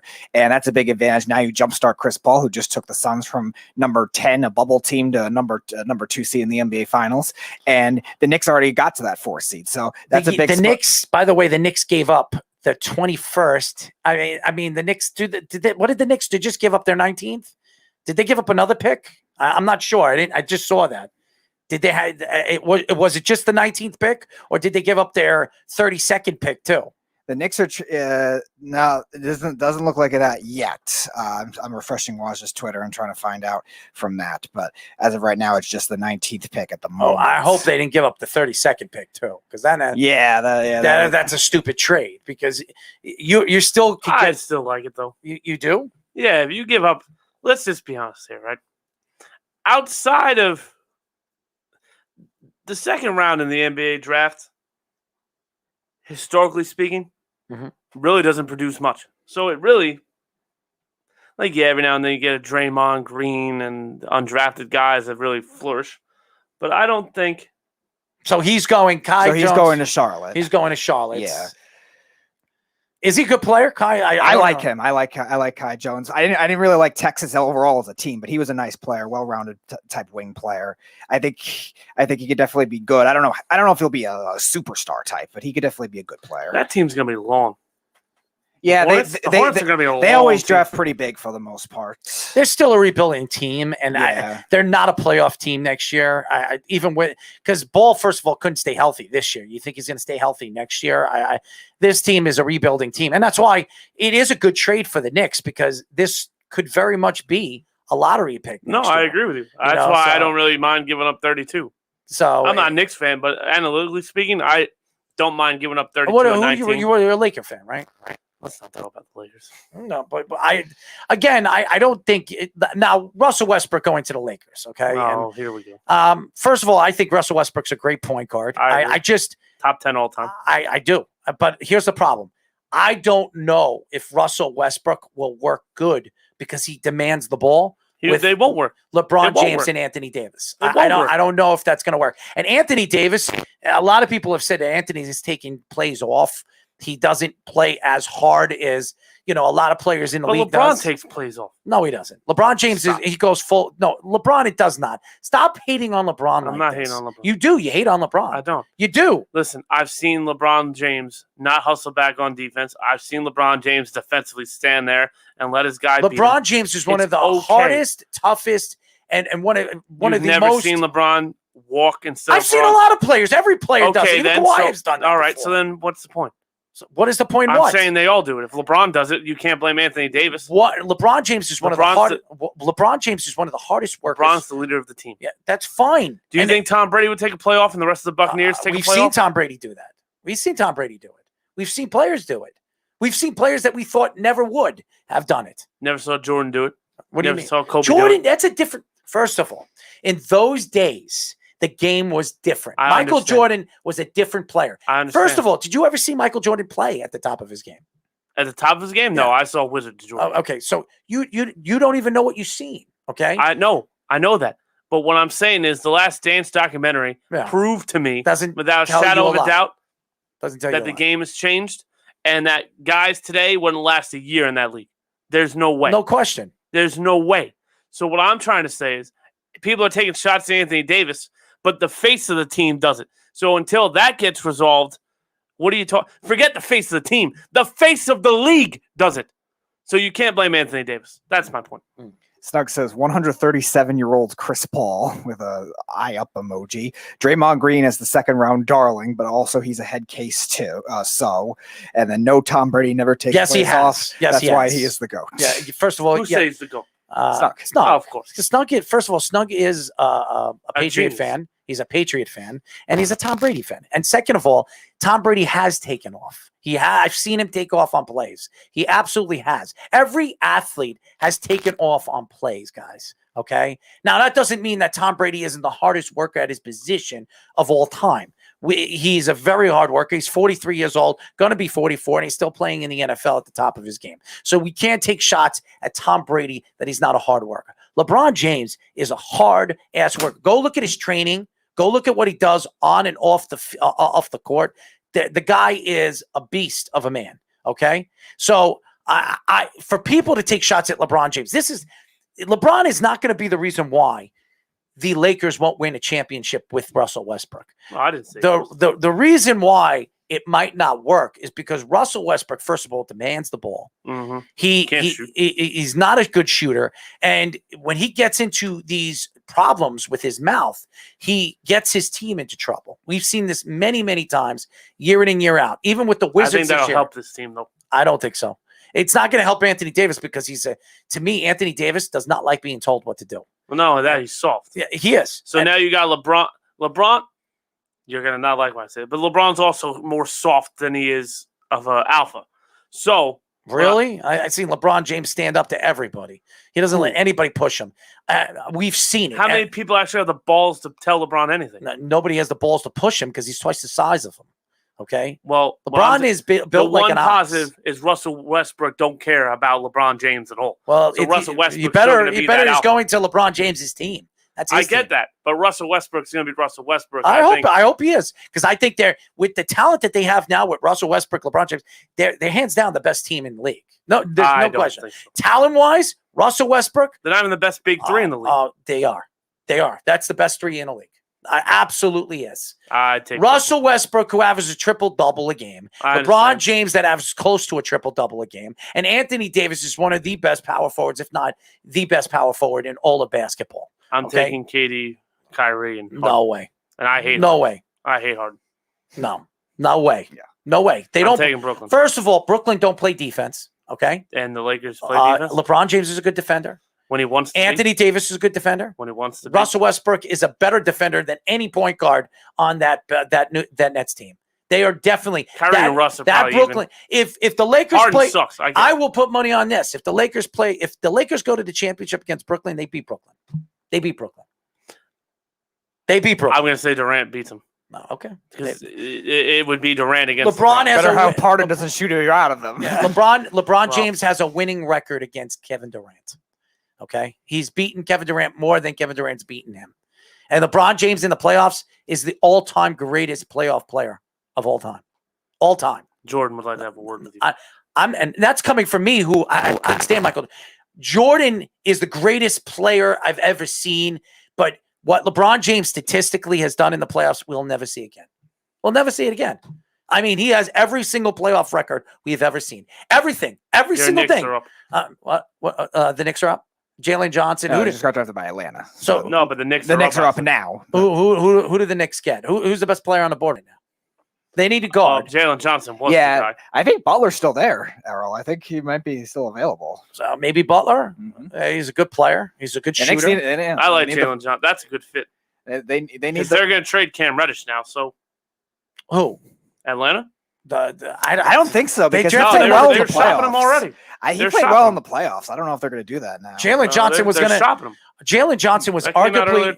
Jalen Johnson was supposed to be arguably a top 5 player when he was recruited. People thought he was a top 5 draft pick. Look how bad he's turned out to be going over there to Duke. Again, it's not a bad pick for this late, though, banking on the upside, though. So, especially in Atlanta's situation, they could definitely use more forwards. He's a bust. And I'm not crazy about him either, but I don't mind the gamble if you're Atlanta. Because Atlanta, again, they have enough backcourt already. They have Capella, so they can take a chance on that kind of thing and hope for the upside to come back. And Jeff is back. Jeff is in the room. Fire Tuck. Just being bitter. Carl also says if Westbrook averages close to a triple-double per game, he can play with the Lakers. Snug says Westbrook is just going to dot LeBron James in the eye. James Harden all-defensive first team. Yeah, you probably need to play high school basketball for that to be possible. Honestly, if you look at the 3, Kyrie Irving to James Harden to Kevin Durant, I'm going with LeBron James, Russell Westbrook, and Anthony Davis because you have two out of the 3 players that you have on your team are top 5 players in the league. Okay, Anthony Davis is top 5, and LeBron James is top 5. So you got 2 players on the same team as a top 5. Kyrie Irving's a great player. He's not a top 5 player. Harden's a great player. Top 2 player. Durant. I'm not saying Durant. Durant's the only one in the top 5. Are we talking hockey today? We are a little bit later. Okay, but the Rangers finally did something right. What did they do? They got Ryan Reeves. Toughness. Thank God. Toughness. Thank you, God. Okay.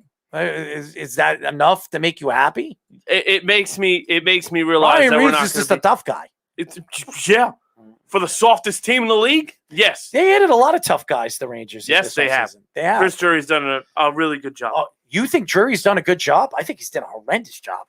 Oh my God! They've opened up salary cap space to re-sign their young stars, and they've my God, Drury brought in toughness and grit. Drury has done a horrible job. I mean, and he's still probably going to bring in Eichel. He absolutely is. That's when his grade will dip. His grade has already dipped. Okay, and to me, Drury is going to be. What would you like him to do? What do you mean? What I like? What do you want him to do? Who, Drury? They don't need top 6 guys. They need depth and grit. And that's what he's bringing in. Jeff says Rangers aren't tough. Rangers aren't soft. They have one of the toughest guts with Panarin guys in Panarin, which he's not that. He's just playing around because I know Panarin's it's about Panarin. soft as it's butter. Panarin, not Panarin. It's Panarin. Panarin, Panasonic, Panarin. No, I don't really care. Panarin. Breadman. Put respect on his Panarin. name. It's Breadman. It's Panarin. He's not an Islander. He's a Ranger. I understand that, but pronounce his name right. It's Panarin. Say it again. Panarin. Panarin. Yes, Panarin. Put Narin. Yes. Okay. Panarin. Yeah, you want to put Nair in it? I can't. I mean, I really can't. Maybe a girl needs to clean herself out over there. You know? Oh, Jesus. Anyways, getting back into this offseason with the NBA, what do some of these teams need to do to be a contender? Obviously, we saw the Lakers make the first move. What do the Brooklyn Nets do? Because they have to re-sign James Harden. He's a free agent. They will obviously re-sign him. But what do the Brooklyn Nets need to do after losing a complete loss, a really close game against the Bucks, the championship Bucks? What do they need to do to put themselves on board where the Lakers right now are favorites, are probably going to go up in Vegas as favorites to win the whole thing. So what do Brooklyn need to do this offseason to put themselves back where the Lakers are, where some of the top teams are in the NBA? They're going to have to hope Kevin Durant becomes a GM like LeBron sometimes is and gets all these random players to come. No. That's the last thing they need. And because if no one's the Nets don't have money, they don't figured have it depth. out. When players become GMs, LeBron, the team goes to crap. So don't do that. Don't ever do that. Well, the Nets need to hope for veteran minimum guys to join their team. Well, right. They don't have Blake depth. Griffin will go back. Blake will go back. Who else is out? They're saying Kawhi is – every single source that I've said, Kawhi is opting out of that contract. You know what's crazy? I read a report. I mean, it was a few days ago. He's but the opting Clippers out. have no ill will that he's going to opt out. What do you mean ill will? What do you? Like the Clippers don't think he's going to opt out. I'm hearing differently. I agree with you. I think he is going to opt out. And when he does opt out, I think the Knicks should be a top 2 team to go get him. Miami and the Knicks. It's Miami and the Knicks. The only reason I don't think Miami makes sense is because literally him and Jimmy Butler are the same player. That's why it would fit. But then what? So is Paul George, and that's why Paul George is Jimmy Butler. That's what they are. Paul George is Jimmy Butler. Jimmy Butler is better than Paul George. I don't think so. Paul George doesn't carry a team to the finals. No. Jimmy Butler's a better playoff player, but all around, Paul George is just as good, even better than Jimmy Butler. Absolutely. Now, they're the same player. Go look at their numbers. No, I get it. They're very I close. would take Butler, me personally. But that's the intangible. Jimmy Butler, the only thing Paul George is too soft for me. Yes, Jimmy Butler's a tough guy, and he demands players to play. Right. You know what if I'm the Heat, the only guy I'm worried about getting right now is Damian Lillard. That's my guy. They're not getting Damian Lillard. I don't think so. But if there's a chance to go get him, if I'm the Heat, he's the only one I'm talking to. I think the only team, Chris Paul. I think the only team that gets Damian Lillard if he becomes available are the Knicks. He is, I believe. I don't think he is. I don't think they're going to trade him. Well, I think you better hope Golden State. You better hope Golden State didn't just draft 2 guards to go. Hey, Portland, here. But by the way, are the Knicks up? Here we go. Yep. So the Knicks are up. The Knicks are on the clock. It's a guard. I'm going to predict it's definitely a guard. That's what they need. They need guard help. So spit it out, Adams. Who it is? Oh, it's Keon Johnson, Tennessee guard. There we go. I told you it was a guard. Yeah. And how is Keon Johnson? I think he's a little raw, but he definitely has upside for sure. Well-rounded type player, good passer in that system with Tennessee. Who is again 48-inch vertical in a rebuilding year for Tennessee. They actually played very well, and he was a big reason why. So he's a little raw, but I actually do like him as a player. Can he shoot?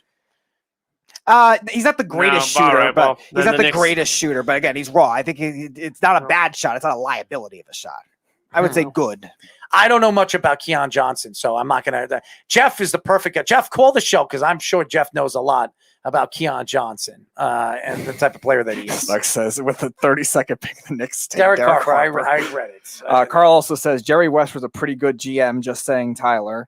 Snug says, Kawhi to the Sacramento Kings. Yeah, good luck with that. Carl says, Jerry West was a pretty good GM, just saying, Tyler. Jerry West is not an active player. All right, everyone needs to calm down. I mean, Kevin Durant, LeBron James, Paul George, Kawhi Leonard. Don't let these guys become GMs. Jerry West, obviously. Well, first of all, in the NBA, the players are the GMs. It's all the only team right now. The Knicks are the only the team that really stands out to me that doesn't have players because they don't have that superstar that's really going to tell them, "Oh, I want this guy." Right. Randall can't say anything after the playoff skid that he had, so he has no say of what players are going to come in and what players aren't going to come in. And again, most of those teams that have those player run is a big 3 type teams. And speaking of Jeff, here we have him. All right, put him on. Jeff is the perfect person to ask about Keon Johnson. Jeff, what's going on, man? How are you? Keon Johnson, tell us a little bit about him. Well, if I could just make a comparison for Keon Johnson, and maybe not as obviously Jaylen Brown was a higher draft pick. Jaylen Brown was selected 3rd, but if I could make a comparison he's not a Knick. He's a Clipper. Oh, Keon Johnson? Yeah, so let's not get into Keon Johnson. So what did they trade? What did the Knicks trade for Keon Johnson? What did they get for him? Does it say? No, it just says that Keon Johnson's a Clipper. Okay, so yeah, I was just going to tell you, that's kind of the best comparison is Jaylen Brown, where the dude can play defense, but he really needs to work on his shooting. He can play defense, he can hustle, he can do all that kind of stuff, but he's not a very good shooter. He just needs to work on his shooting. So it's kind of how Jaylen Brown was. All right, so it looks like the Clippers are sending the Knicks. The Knicks are going to get their number 25 pick and a Pistons 2nd round pick in 2024. That might be good. You know what the Knicks are doing right now.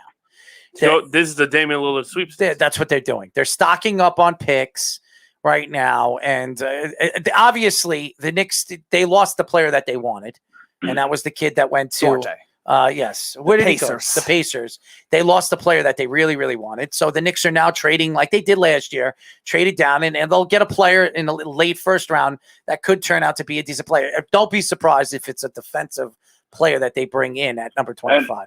And honestly, that's a great strategy for them because, and I know, Errol, you'll take great offense to this, but the Knicks are very bad at developing young players. Like, Mitchell Robinson, his career is almost over, right? Kevin Knox, he had a great rookie year, but turns out they don't know how to develop him. Frank Ntilikina has no idea how to speak English or play defense.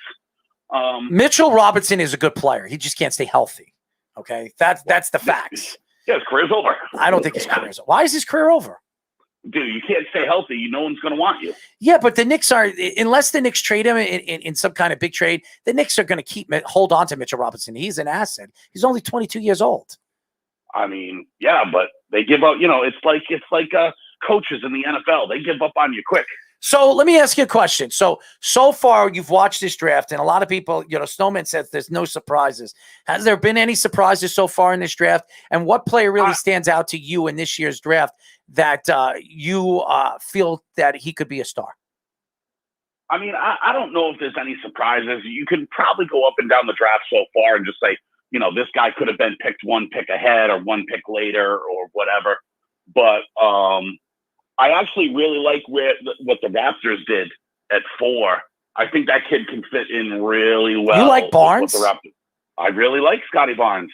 Really? I mean, I was surprised. I was surprised Suggs was sitting right over there, and they decided to go with Barnes over Suggs. I didn't like that. He's a solid. Yeah, but they don't need that guy. They don't need Suggs. They have Fred VanVleet.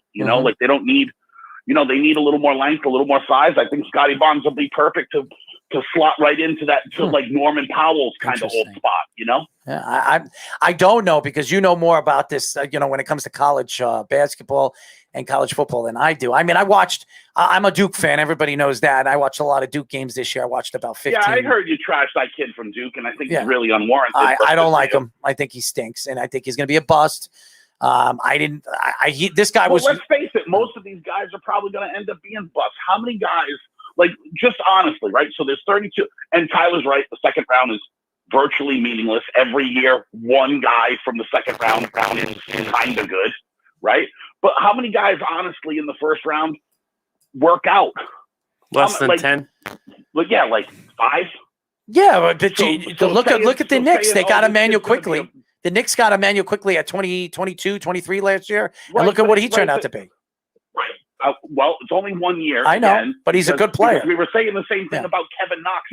His first year, too. No. We said that at the preseason. Then when the season started, Kevin Knox, we started saying, quickly actually had a good year. 3-point shooter. He looked good. Yeah, but you know what I'm saying? Like, I mean, how many guys out of each draft pan out? Like 5, 6, somewhere like that. Yeah. So say a kid's going to be a bust, not exactly going out on a limb there because you got pretty much a 90% chance of being right. Right. How about Butler? A lot of people have been talking about it. He's still on the board. I'm surprised he hasn't been drafted. Do you think he's going to be drafted in the first round, or do you think he's going to fall to the second round? Because a lot of people thought he was a top 15 pick. I mean, this whole thing, a lot of people thought or whatever, that's a ridiculous kind of thing because whether you're a top 15 talent or not, or what, it doesn't matter because people are drafting needs, like with Scotty Barnes. They don't need to draft a guard. They have Fred VanVleet, and maybe, I don't know, is Lowry going to stay or come back or go or who? He'll probably be traded. I think that he'll probably be traded. Agent. And I think that's why a lot of people thought they were going to take Suggs. Right, but they have other positions in need. They had a couple of guards there, so people are drafting needs really. Right. You don't see guys going, oh, well, we have, 3 guards on our team. Let's draft another guard.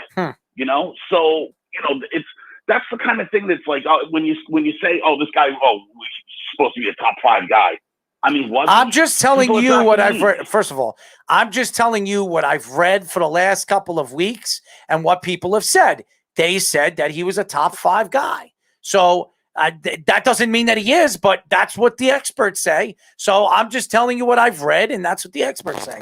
Who knows what they can be? We've seen guys like Donovan Mitchell, who's the 14th pick in the draft, turn out to be a superstar. So one of these guys that it could be late or mid-tier players could be the best player in this draft. I think it's much easier to predict hit rates on football players than it is basketball players, just for the sheer reason that, like, you know, some of these kids might be getting drafted into a system that doesn't fit them, or a coach that doesn't like them, or what. Because when there's only 5 guys on the court at a time, it's harder to work your way into a lineup and get time to either grow as a player or prove yourself or something like that. So, you know, it's far more of a crapshoot with basketball, I think. Not only that, NBA is less in terms of position specific, where the NFL, like, you're drafted as a corner, like, you have to cover. You're drafted as a pass rush. You have to be able to rush the passer. Again, basketball, there are different types of wing players. There's different types of hybrid forward types. There's different types of big men that have different skill sets. Like, it's a lot harder to find where you have to do a lot of different things in comparison to just one type corner, one type pass rusher. Like that. Again, quarterbacks are hard to find, stuff like that. Offensive linemen, okay. But yeah, you're definitely right. Where the basketball is a lot harder because you just don't know how the transition is. Plus, the players are a lot younger too. They go in at 17, 18 years old. Well, right. That's another wild card to the whole thing too, right? And, you know, I'll throw myself into this mix too, because, I mean, I would have been dead in a blur of whiskey and cocaine in Vegas if someone had said, "Hey, you're 18 years old. Congratulations. Here's $30 million." You know, I'd have been like, well, what time does the plane leave for Vegas? We're doing this, you know? So, you know, like, so it's, you know, it's all how people are going to handle adult life and, you know, that kind of stuff. And, you know, some of that stuff is going to get these kids too, you know? I guarantee it, dude, it happens every year. Like, there's 3 or 4 kids that are just going to go and spend all that money, like, right now. Yeah, for sure. Especially, again, if with the way the NBA markets it, Errol says it all the time. The NBA social media is the strongest among absolutely the 4 major sports. It's second in the world. Not even an argument. Yeah, it's second in the world, I think, to one of the soccer leagues or something like that. And again, that could get to them too. You wonder with the fame right away as well. And again, a lot of these really early guys are going to just really bad teams too, which doesn't help it. Either. And Scotty Barnes going to Toronto's, they're a pretty solid team, but beyond that, it's like a lot of really dysfunctional teams too. So. I mean, let's be honest. Scotty Barnes going to Toronto is a whole lot better position than, you know, a better player in Cade Cunningham going to Detroit. I mean, what's there? Yeah, exactly. You know, that team was like consistently average and doing everything wrong, and then they finally got a number 1 pick, and now the team is really just dreadful, abysmal. Right. So it's, you know, it's much harder. You know, I mean, it intrigues me to see what people are thinking as far as where some of these kids are going, because, you know, I mean, I have my own thoughts to several of them, but, like, you know, it's just so much of a crapshoot that it's fun to watch, you know, but who knows who's going to be good here. With the NBA, it's very hard to really, you know, pick, oh, this guy's going to be great. You know, the top 5 players are the best players in the draft. Everybody knows that, but that doesn't necessarily mean that they're going to be the top 5 players. We just talked about Donovan Mitchell. We've seen players. Quickly was one of the top players in last year's draft, and he was the 23rd, 22nd pick by the Knicks. Well, you know, I mean, so that draft is a great example, right? Because Donovan Mitchell is a great example of a late first rounder. I think he was 21st, yes. 22nd. Donovan Mitchell was 13th. Oh, was he? Yeah, I thought he was later than that. No, he was 13th or 14th. But that draft is also an interesting thing, though, right? Because who was the first pick in that draft? Markelle Fultz. And going into that draft, everyone was like Markelle Fultz by a mile. Oh, Matty Caps. I didn't think a lot of people. Mikey C couldn't stand him, and he was so happy that the Boston Celtics traded out of that, and they got Tatum, who turned out to be one of the best players in that draft. Right, but it just showed but it's more of just highlighting that, you know, everyone thought going into that draft Markelle Fultz by a mile was the best player, and he's not even close. No, not even close. That guy's barely an NBA player. Yeah, he was a bench player with the Magic last year or something like that. No, he was a starter for a little bit. Yeah, he was a starter for a little bit, and then he got hurt, and he was out for a lot of the season. Hurt his whole career. The guy can't stay healthy. Carl has a question for you. What is your take on Franz Wagner at number 8? I'm leery of the Wagners only because we saw his brother get taken, and I loved his brother in college. I did too. He was all over the place. We all know how I felt about it. And we saw how that's kind of worked out, where he's kind of an NBA player, kind of a role player, but not kind of out of the league. Really. Kind of out of the league. And I'm just leery on the Wagners are kind of like the balls, right? I mean, how's that working out? Like, Lamelo's okay, but that's really the third crack at it they had, right? Third, yep. Mm-hmm. And one of them's still in the league, but not very good. And everyone thought he was going to be great with the number 2 pick. And the other kid is still out shoplifting in foreign countries. I don't know what happened to him. He still thinks he's going to play in the NBA. No, he got signed by Charlotte. No, he didn't. I mean, the bottom line with Wagner Charlotte, is Charlotte, you sure about that? Such a talented player. Mm-hmm. Positive. I mean, Wagner is such a talented player that he really could be like, he might even be better than his brother, honestly. But that's not hard I mean, listen, dude. When he was, first of all, you're sitting there sweating with a bald head and freaking wearing a 4XL shirt, hot. and then criticizing someone else's It's hot, team. and it's not 4, right? So right, but piss like, off. But his brother was really talented coming out of college. So He was. okay, He was. So, and then I said when he got drafted, he'd be a bust, and he was a bust. Right. But so the transition didn't work out for him. But I'm just saying, his brother at this point was a really talented player. He might even be more talented than his brother was at this point. After 1 year, what I was saying. No. Yeah, definitely. CJ McCollum was the 10th pick in his draft. And Snug says, Markelle Fultz and I like brewing different kinds of beer. Markelle get drunk and can't miss from beyond the arc. Yeah, so I guess that's what he has to do to shoot. Well, Markelle Fultz is a kind of a sad situation because he was misdiagnosed by at least a dozen doctors before they found out what was wrong with him. That's true. Yeah. I mean, is any of that really his fault? No, that's not his fault. But what is his fault is over the last couple of years making excuses from it. That's really what it was. But you want to know, man, it's got to be really, really difficult to be searching out doctors and trying to find, it's that weird nerve thing that's in his like collarbone or whatever. And you're going to every doctor in the world to try to figure it out. And every doctor in the world is just shrugging at you. Meanwhile, everyone on the planet is shredding you on social media. Mm-hmm. You have a ton of scrutiny because you're the top pick. You're in a city like Philadelphia, which I don't think they're the friendliest folks on the planet. No, they're not. Right? And so it's got to be really difficult. So he's been handed some rough circumstances to start his career for sure. Carl, yeah, you're right. Franz is more talented. Mo Wagner was also picked 17. Yeah, I think he was better right away, Carl, for Michigan. But I think Mo Wagner's peak years definitely towards the end, especially the last 2 years, were very, very good though with Michigan. It to me when I watch the NBA draft, it first of all, it's probably one of the most boringest drafts to watch out of all the drafts. Football is fun, probably the best. I don't know about actually that. baseball. Baseball's boring because it's so many drafts. I got to be honest. It's like 1,000 picks. Yeah. I got to be honest with you though, Errol, and I know you're very good at criticizing Adam Silver and the NBA for what they do and all kinds of things.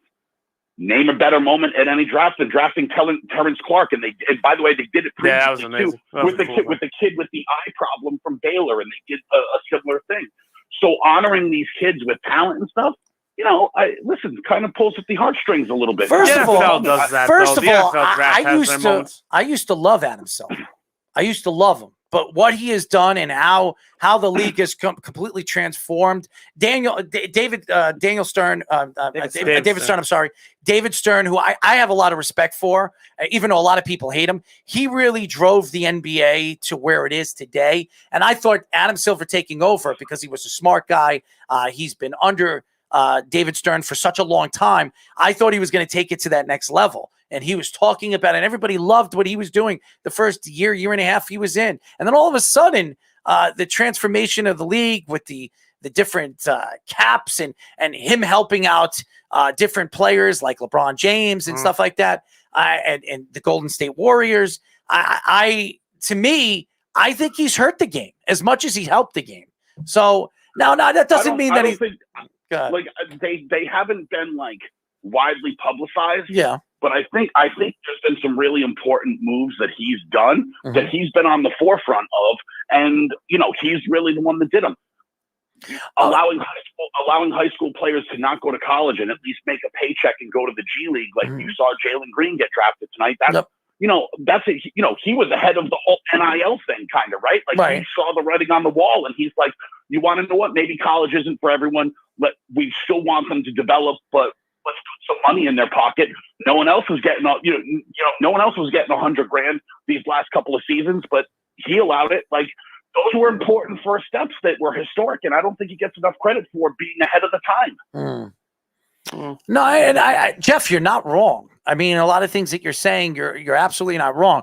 I just when I look at the commissioners, and I know you're going to take a lot of the brunt from the fans and some of the players because you're the front guy. You're the guy you're going to be the spokesman of all the decisions that are made from the league. The problem is Adam Silver has been hiding from that. Now, people have talked to him. I've seen him on a bunch of radio shows, and he's trying to make excuses. Now, people have said that the league has been taken over by the players. Adam Silver says that's not true. Really? If it's not true, why, when you look at all these players building their 3-3, whatever they call them, trifecta, or whatever the hell they call this now, the three to, what do they call them? Super teams? They're super teams, or whatever the hell they do. This is Adam Silver, because when David was when he was in office, this wasn't going on. No, it certainly was. No, it wasn't. No, it wasn't. Yeah, it certainly was. LeBron James and Dwayne Wade and Chris Bosh. That was at the tail end of David Stern. That was the tail end of David Stern. So then, yes, under David Stern. When was David Stern's last year? 2012. 2012. When was LeBron James? 2011. 2010. 2010. So it was at the tail end of his. So yes. Yeah. So yes, under David Stern. So wrong again. No, I'm not wrong. Because it's gotten worse ever since Adam Silver came in. That was one time. You can't blame Adam Silver for this. LeBron did this, and LeBron created this culture. Adam Silver's not bigger than LeBron. David Stern was sick at the end of his career. The last 3 years of him in office, he was sick. David Stern let Jordan do whatever he wants, and David Stern was going to let LeBron do whatever he wants. He was really Adam Silver running the organization. That's fine. Adam Silver was going to let LeBron do whatever he wants because LeBron's bigger than Adam Silver. But to your point of David Stern wasn't there, yes, he was. Okay, he was there, but not fully there because he wasn't running the organization. David Stern he was sick. Jeff, he was sick. He was sick for like 4 years before he decided to step down. He was in charge. Fine. If that makes you sleep better at night, okay, he was in charge. I think that as soon as Adam Silver came in, he let the players take over the league. He absolutely did. The league completely transformed after Adam Silver took over. I mean, but it was happening well before that. Don't the Knicks have the 25th pick? Yeah, this is the player going to the Knicks in that pick with that pick. Okay.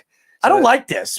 Yeah, they do it weird. They do it. Pick is the Knicks. The Clippers pick is for the Knicks? Yes. Because they traded to 21 with I don't know why they do that. And they traded Detroit. Yeah, they word it very weirdly. They like to trade the rights or something like that. It's very strange the way the NBA draft does it. So who are they drafting? Let's take a guess. Butler? I'd be happy with Butler. I bet it's Grimes. Oh, Quentin Grimes. Yeah, good call, Jeff. Good call. Nails it. I mean, it was either going to be Grimes or Springer because those were like basically the two best guards left, right? Yeah. How is Grimes? What do you think of Grimes? He's a good player, man. Dude, they have a lot of good players. There's a lot of good players in this draft. Grimes could be really good for sure. You know, what type of player do you compare his skill to? Really, really underrated that Houston team. Oh yeah, for sure. One of the most well-rounded teams in the entire country. So what do you? This dude will definitely at least add quickness. Like he's quick. He can shoot. You know. What do you compare out of players that you've seen drafted? Who do you compare him to? His type. Man, a comparison to Grimes. Yeah. Not as good of a shooter, but a much faster, probably Jamal Murray. Okay. Jamal Murray is not bad. A little long. He's a little longer, but like, I mean, kind of that way. He's a little longer, a little skinnier, but he's faster. But Jamal Murray's a better, but like shooting is something people can work on. I used the Jaylen Brown example earlier. Jaylen Brown was a terrible shooter when he entered the league. He's really worked on it to become a great shooter. So if, like all of these picks from here on out, or even from really one, but especially from here on out, they all have something they need to work on, and it's just a matter of them working on it. I can't believe Butler's still on the board.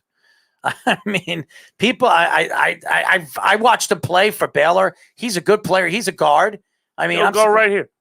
What, to the Nets? The Nuggets. The Nuggets. Who's the Nets are after? Oh, the Nets are next. Huh. I think he falls out of the first round. Carl compares Grimes to a poor man's CJ McCollum. Really? That's a fair. good one. That's a fair comparison. one, Carl. Yeah. I don't like the term "poor man." He's a good defensive player. They say he's one of the best defensive players. Yeah, he's pretty long. He's pretty long. Yeah. You know, he fits what Thibodeau is, and he's a good shooter. Mm-hmm. They say he's a very good shooter. So Carl also says Adam Silver has been solid. Dwayne Wade took a pay cut to make the Miami Heat thing work. Don't forget that point. All three of them took a pay cut to make the Heat thing work. Snug says Adam Silver and I enjoy. No one took a pay cut in that whole thing. All they did was slash one of their contracts each year. Like so. Dwayne Wade took less money the first year. The second year, LeBron took less money, and then the second year, Dwayne Wade contract went back up.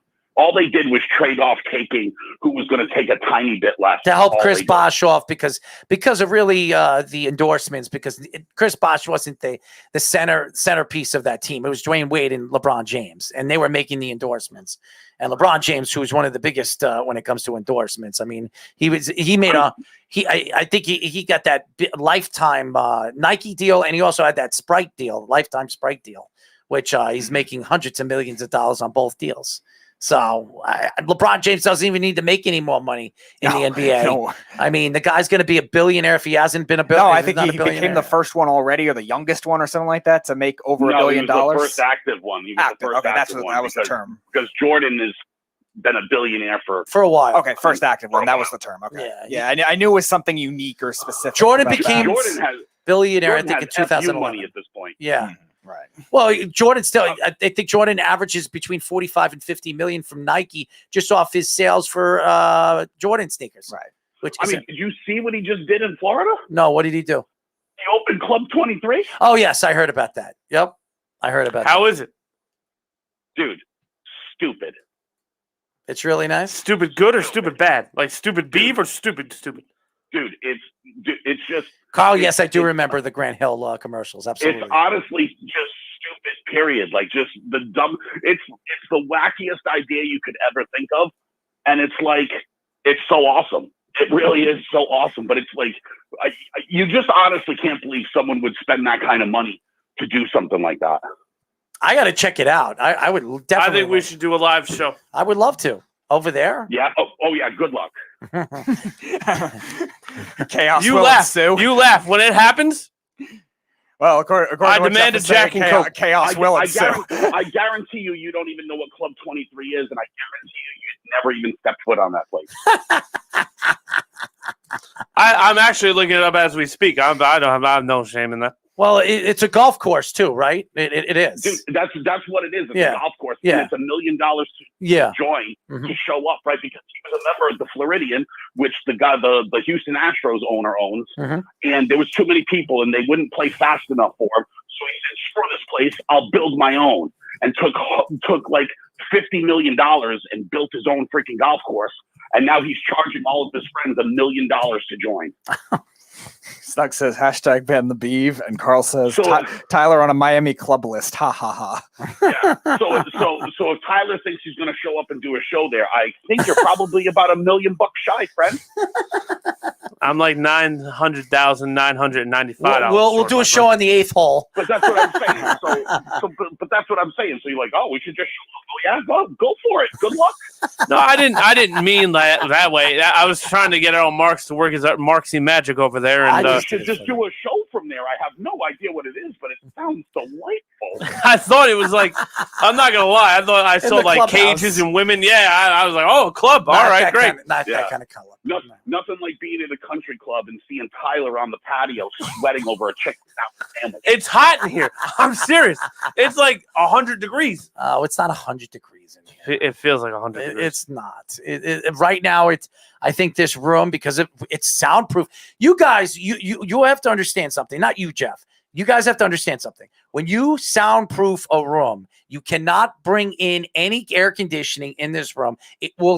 We have compressing mics. It will take the sound. So if you go to WFN, you go to CBS, even when they use central air, they don't use central air. They have fans coming under the table that keeps them cool. So again, I'm going to explain it to you. Everybody that comes into the studio, this is a legit studio. So you're not going to get air conditioning in this room. That's why the door is open and air conditioning is coming in from the other room. So you got to deal with it. I've dealt with it forever. I've been in every single studio possibly known to man, and it's just as hot as it is over there in those studios as it is in here. Actually, it's probably cooler in here than it is in any other studio. So I don't know why you're complaining. You're like a little girl. Yeah, but because I'm not sweating because I'm not moving. I'm sweating because it's hot.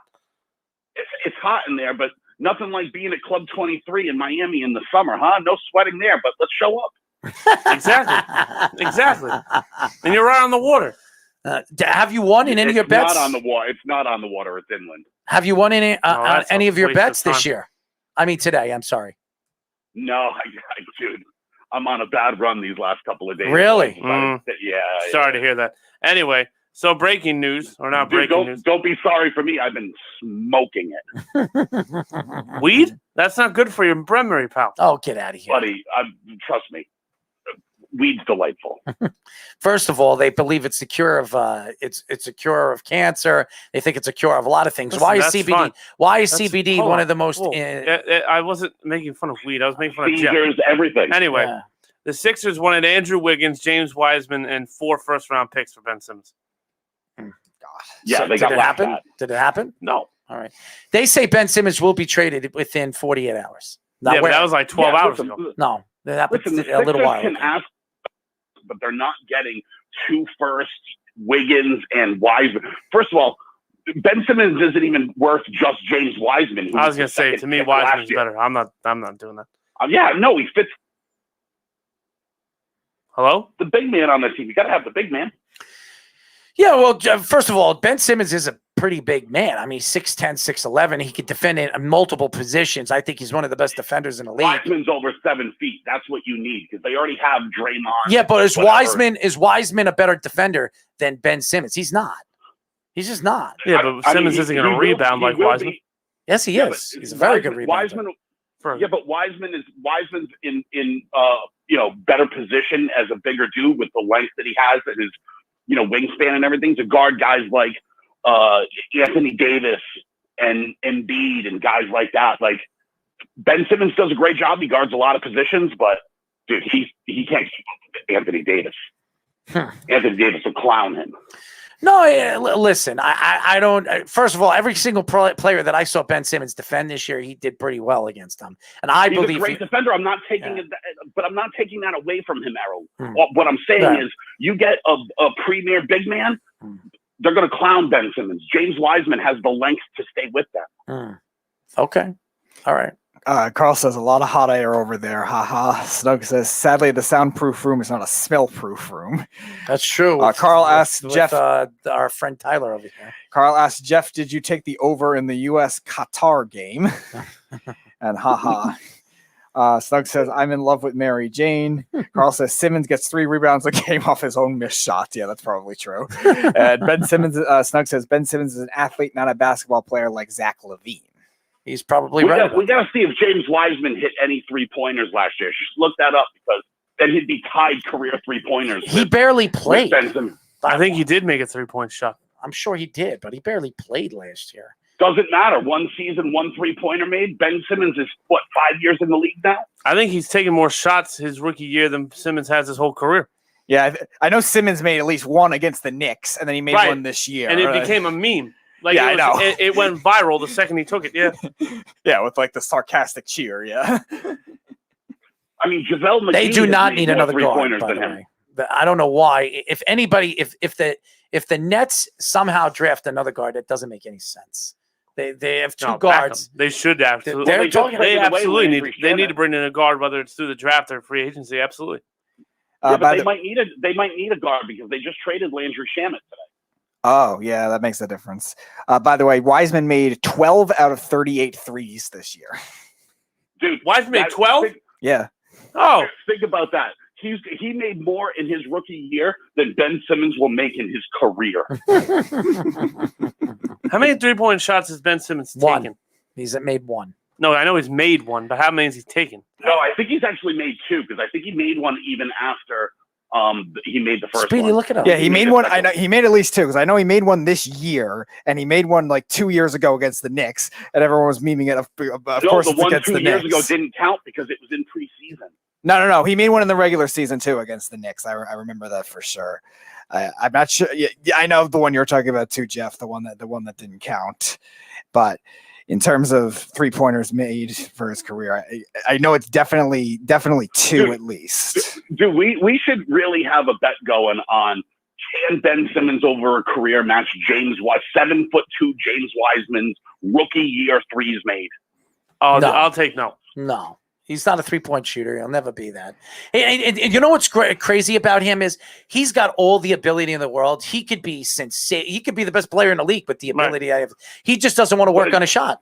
He's 5 for 34 in his career. Oh, he's taking 34. Oh. He had 11 shots his rookie year, made none. 6 shots his next year, made none.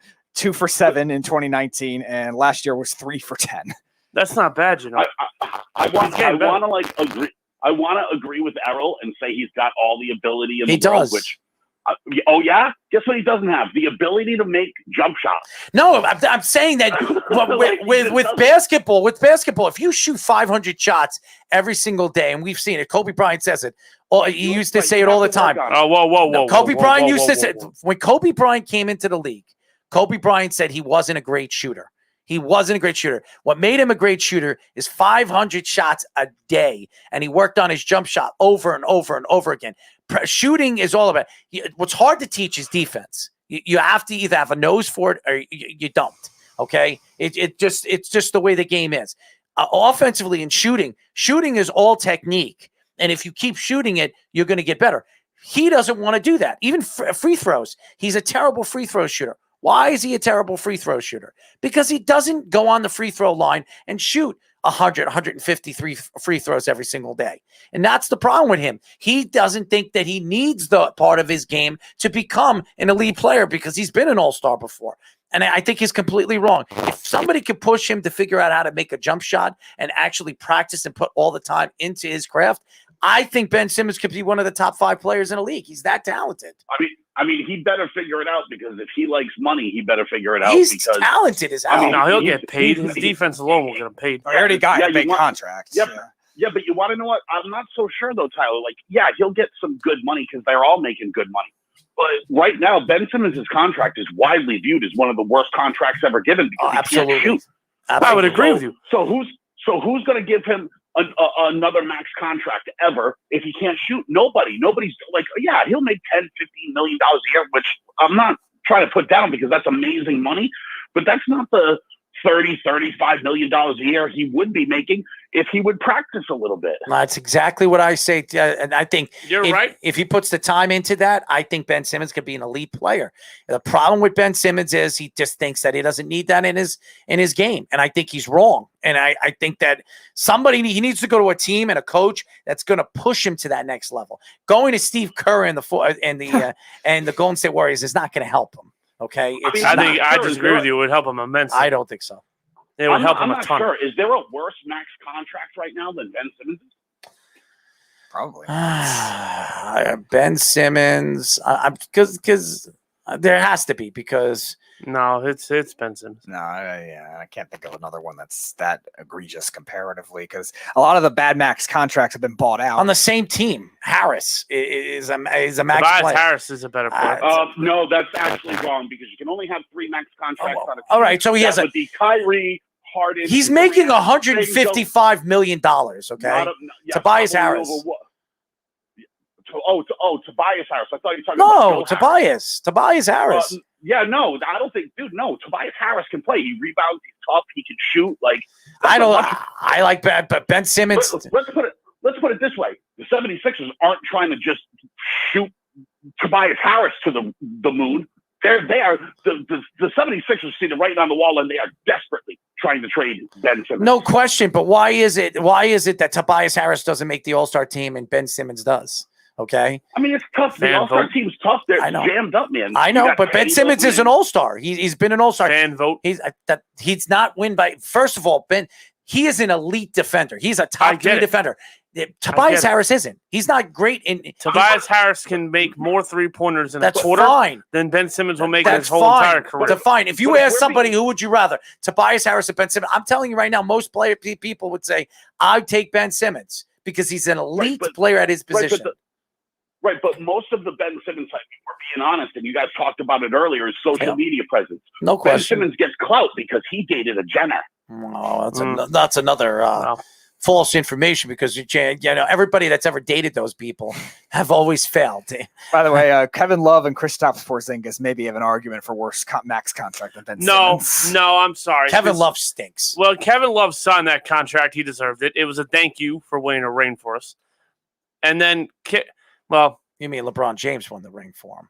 Yeah. Well, actually, if you want to be specific, Kyrie Irving won the ring. No, LeBron James. But let's just go 42, and a triple double in the Game 7, which is only one player has ever done that in NBA history, and that was Shaquille O'Neal. So don't give me that. LeBron James had the block that won the game. Don't give me this. Kyrie Irving hit the shot. Yeah, after he hit the the block. 1 3-point shot. And how many points did LeBron James had 30 points in the game, 12 rebounds, and 18 assists. You really want to know what gave LeBron the ring?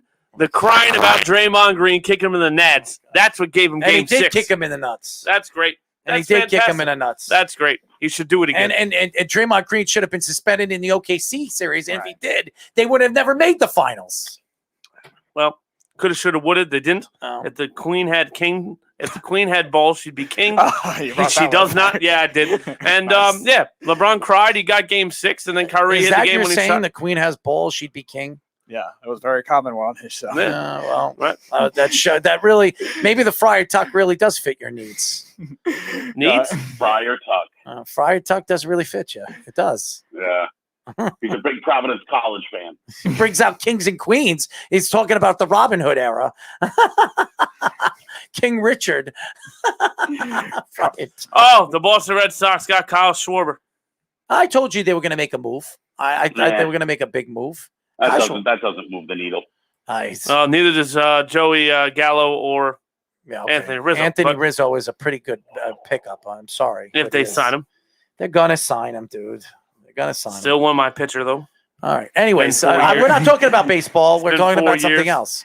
Carl says Zach LaVine has turned his game into a great one. Ben says Shaq is 1 for 22 all time in 3-pointers, 5% career all time. I like Zach LaVine. I like him a lot. Was made during his 95-96 season. Carl says, I know Tim Hardaway wasn't on a max contract, but that one was bad. And Snug says, if my aunt had balls, she would be my uncle. Exactly. That's funny. That's exactly how it goes. Snug, is your aunt a queen? Oh, God. Anyways, Jeff. So we talk about that. I do want to shift out of basketball. I want to talk a little bit about football because I obviously you heard that Zach Wilson is the last first round pick that was signed, and it took the Jets a while to get this deal done. What were your thoughts of the contract? Did you see the contract? Yeah, I mean, whatever.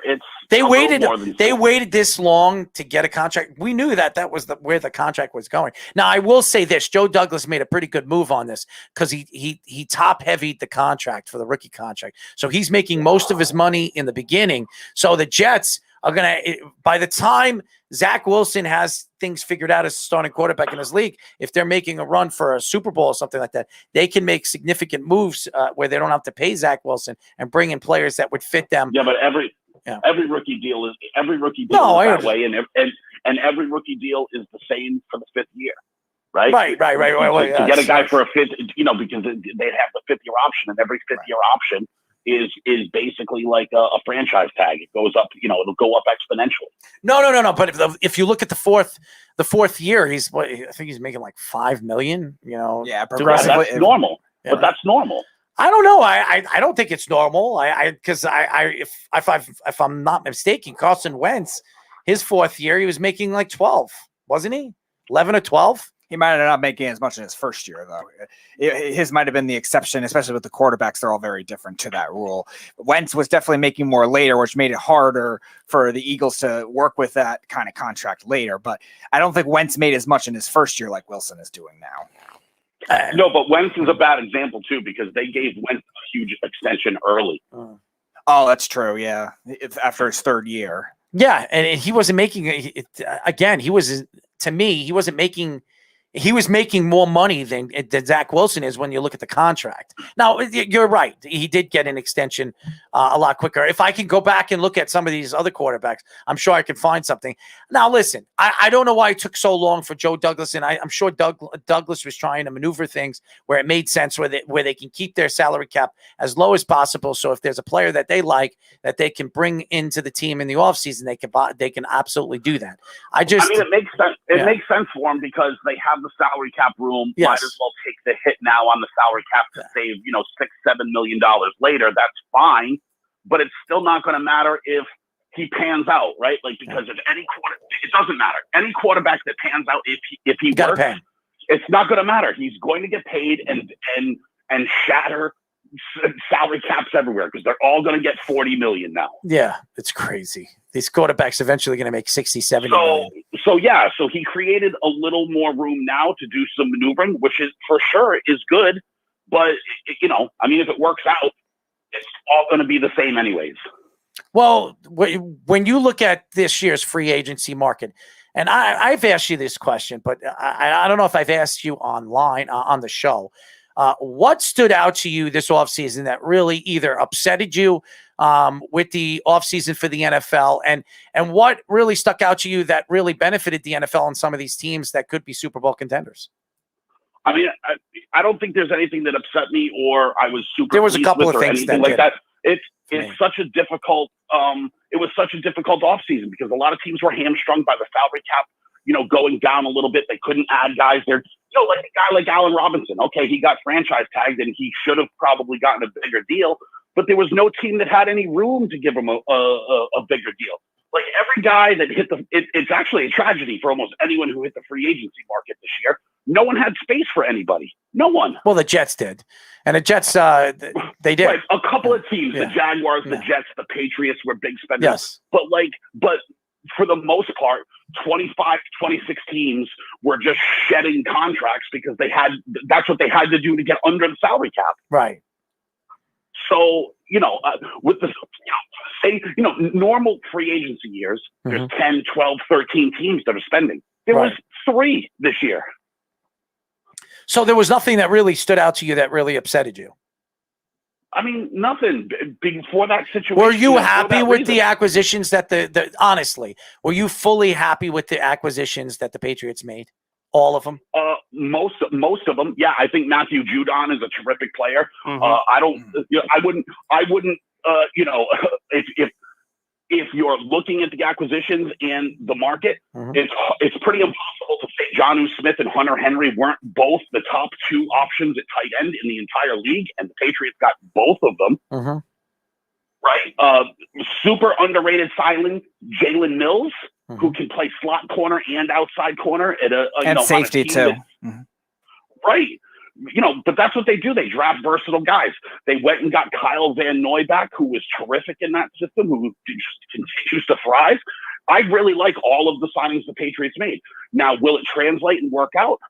I guess we'll find out September 5th. Ben says $35.1 million over 4 years plus 22.9 signing bonus for Zach Wilson. And Snug says, just wait. Next year, the Jags are going to have to put a franchise tag on Tebow. Now, Snug, is that a tight end franchise tag or a quarterback franchise tag? Well, I don't know. He's not even making the team. I don't think he's making He's not even making the team. Stop it. He's making the team. Urban Meyer will make him make the team.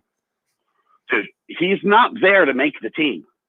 Then what is he there for? They want him to coach, and eventually he's going to make it coaching style. As coaching he's staff. there because Trevor Lawrence was the number 1 overall pick. And you know what the best way to keep reporters from asking stupid questions is to get Tim Tebow to walk by with his shirt off. And they'll all go running to him to ask him dumb questions about. Maybe he's right, but I do believe that all in all, I think Urban Meyer wants to bring him in as a coach. And he wanted to play. He still thinks he has enough in him to play, but I don't know. I don't know if he's going to make this team either. I don't know. I think Urban He's in great shape. I think Urban Meyer has definitely made a lot of missteps so far early in his career for sure. Didn't they have a COVID violation already? Didn't he get fined by the league? Like his first week as a manager, coach? He did. Yes, he did. But that's not even the worst of it. The strength coach was the first one that was there. But no doubt he's made some missteps. That is what it is. But there's no more brilliant signing than a shirtless Tim Tebow to take the heat off of Trevor Lawrence. What better way to keep your number one overall pick focused on football? It's very interesting. It really is. And to me, with this offseason, there was a lot of like pieces moving. I mean, it was like chess for a lot of these teams. And the number changes. Jesus God, how many changes? You have teams like the Cowboys, and I'm going to go to the Cowboys because the Cowboys were so deep in cap hell because they overspend for so many positions. I mean, they had to pay Dak Prescott. Then they gave You think the cap hell is bad now? Wait 2 years. Why? You think it's even worse? Dude, look at Dak Prescott's contract.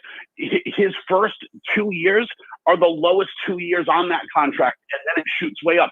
Sure, the average annual value was $42 million a year, but what's he making his first year? Like 31, and then it skyrockets. It's like 45, like the last 2 years of that thing. Yeah, he signed a 4-year deal, right? Yep, it was a 4-year deal. I think it was. Not to give the Cowboys credit, right? No one should. They should not. But the market might be higher by then. Dak Prescott might be technically underpaid at that time. Jeff will never say that.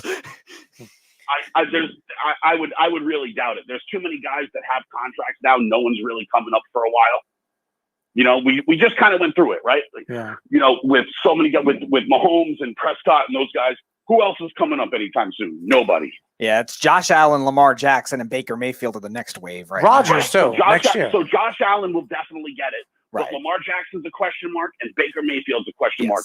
There's no way those guys are going to, there's no way Lamar Jackson and Baker Mayfield are going to smash the Patrick Mahomes money. Definitely not. If Lamar Jackson wins a Super Bowl, yes, he will. Now, Josh Allen's a different question because Buffalo is desperate to have a quarterback. They finally have a good one, and they might do it.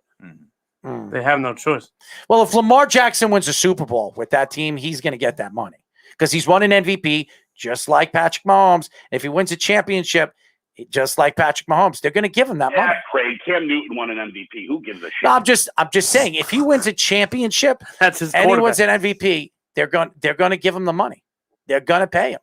So, but they're not smashing Mahomes' money. I don't know what I'm saying? Mahomes' money is. I don't think that's going to get broken for 3, 4, 5 years. The only one that's going to break it probably is Aaron Rodgers when he goes somewhere and signs for whatever he's going to sign. He's going to make a lot of money wherever he goes.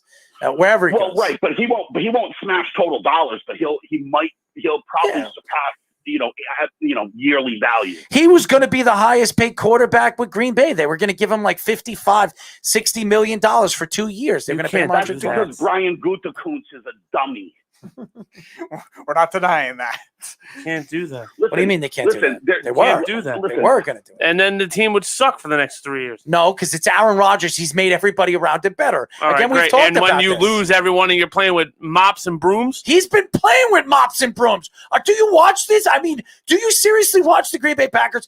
They play with mops and brooms. There's 56 players on a roster, okay? There's probably there's 56. You need all 56. No, and there's probably maybe 10 players on that roster that teams will want. Okay, that's Look it. How dirty that kid is. He couldn't even identify a mop or a broom. I love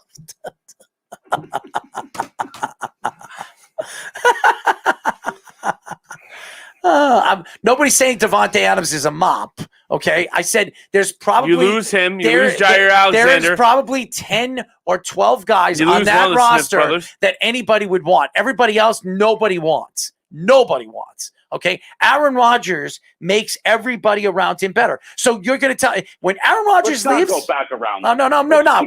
On the Cowboys. We'll see.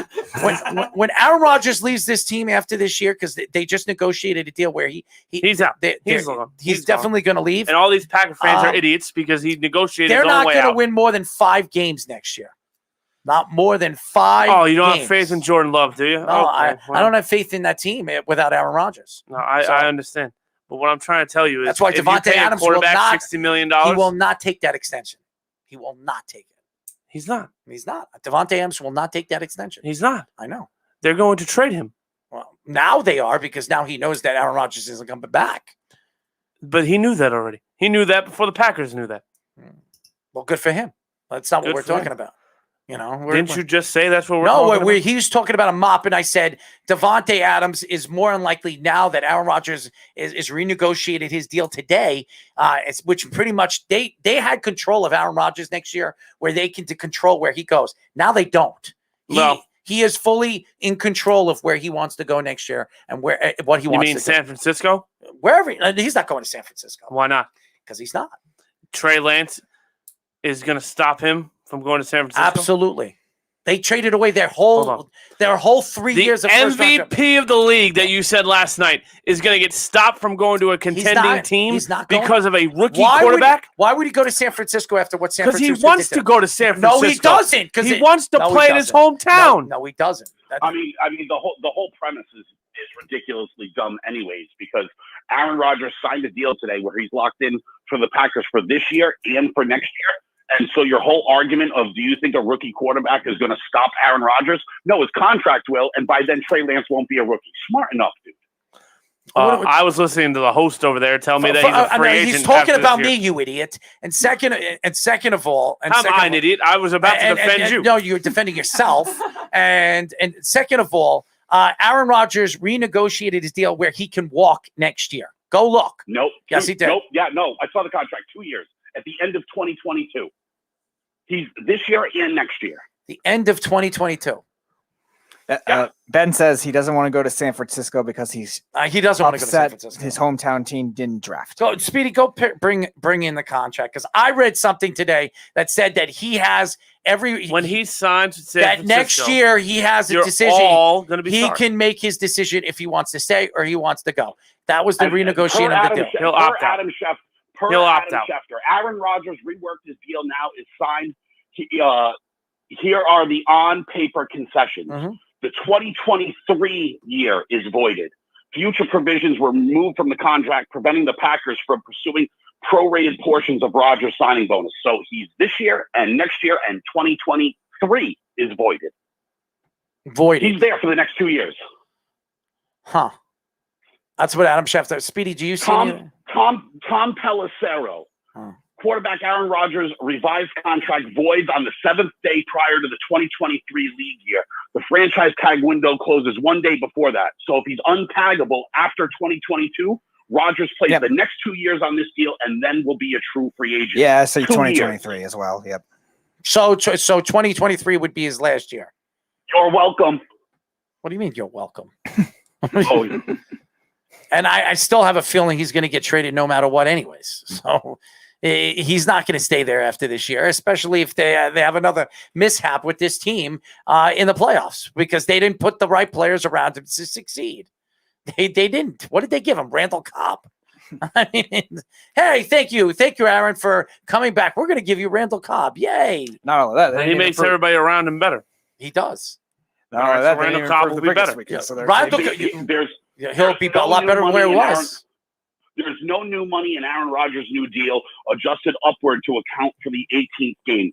2021, he's going to get a $6.8 million roster bonus, 14.5 signing bonus, $1.1 million base salary, of total of 22.3. And in 2022, it's a $26.5 million salary and $500,000 workout bonus, total of 26.9. So if anything, Aaron Rodgers looks like an idiot because he could have, because he was offered. He's getting paid 3 years and 2. He was offered a 2-year deal worth more than any other contract in 2 years. No quarterback. Extension. Yes, he was going to get 100. He would have to stay 4 years, not 2. That doesn't make him look dumb because he got money up front to in a signing bonus.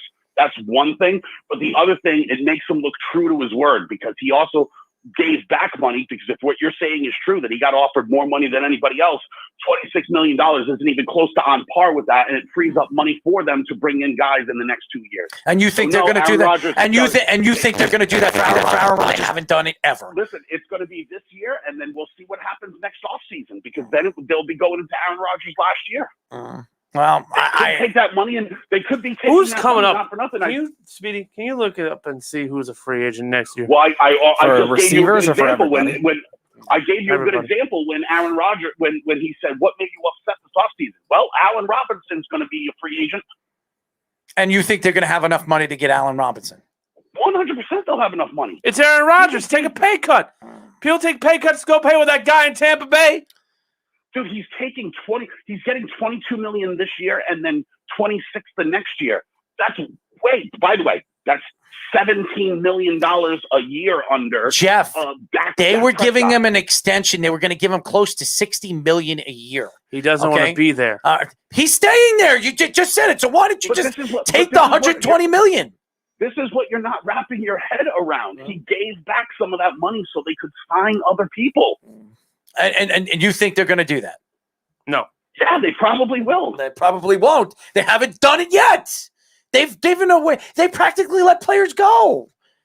Players that he wanted to keep. Yeah, they did this year. They did this year, and that's what they wanted to get. He wanted Jordy Nelson. He wanted Randall Cobb to be signed. They let him go, and now they bring Randall Cobb back. Yes, he wanted Jordy. Those are his friends. Dude, they should be thankful they let Jordy. No question. But no question. But again, he wanted those guys to be signed, but they didn't do that. Did I bring up Jordy Nelson yesterday and I got called an idiot? Yes. Are you listening to me? Is it not tinking in your head? Aaron Rodgers wanted him to come back. Do you understand that? I understand that. He didn't care that he wasn't the player that he once was. You know what they got instead? Devontae Adams. He should say thank you. Devontae Adams was still good, even when Jordy Nelson was there. He was still good. But Devontae Adams is going to be a guy that eats some of that money too, because they're going to end up paying Devontae Adams. Yeah, but if I was Devontae Adams, I'm not extending. Why would I extend when I know Aaron Rodgers is only going to be there for another year or two? And it's cold. Oh, I'm not extending that. Absolutely not. I'm going to sit. I'm going to sit. I'm going to Miami. I'm going to South Beach. Take the words out of King James. The way you sweat, you'll be dead in a week. It's hot here. Why does no one believe me? It's hot. It's hot because you're wearing 3 extra layers of fat. Take off that winter coat you're wearing. You might feel better. Wander into a gym every once in a while and try a salad. Your mother said it was fun, so I don't understand really what the big deal is here. Jesus.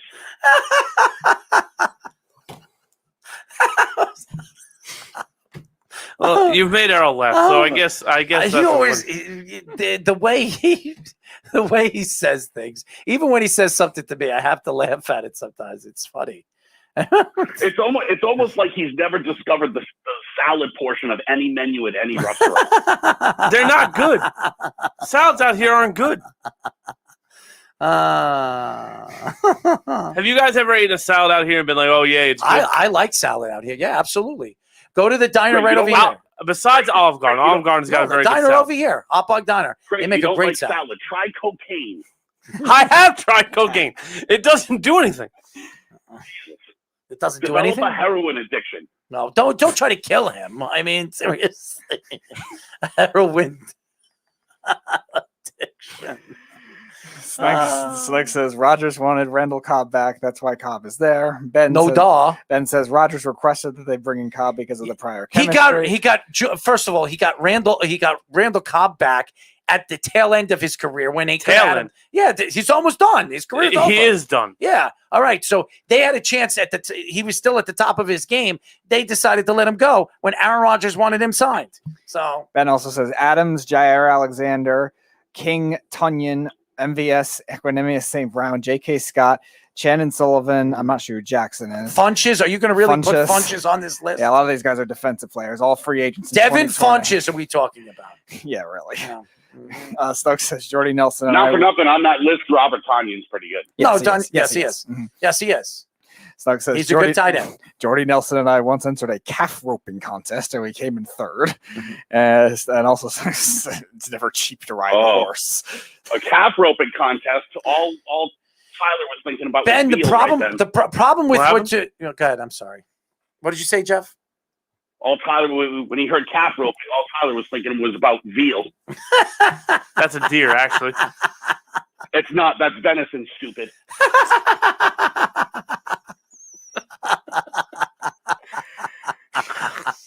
Fat and dumb is a tough way to go through life.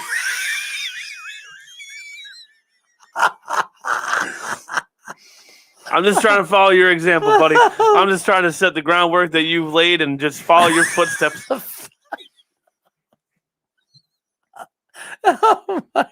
I'm gonna piss myself. Oh my God. By the way, Ben, we all know you're a Packers fan, so you giving us names and stuff like that, you could try to sell that. The only reason why the Packers are where they're going to be is because of the guy that's behind the line of scrimmage. I'm sorry, James 32nd, right? Yep, there we go. Yep. They're trading him too. I don't know why you're laughing. I think the Knicks are being very smart. No, I agree, but I don't. What is the Knicks' actual draft? They drafted one guy. That's what they drafted. Grimes. They drafted Grimes. No, they traded Grimes. No, they traded Johnson. They traded Johnson. They kept Grimes. Grimes is their guy. That's Fat and dumb is a tough way to go through life. Again, I'm just trying to follow. I just want to be like you when I grow up. That's all. That's all. Like me. I got all my hair. Well, there are some defects I haven't completely figured out yet. It's like you went from Josh to someone with a lobotomy. This is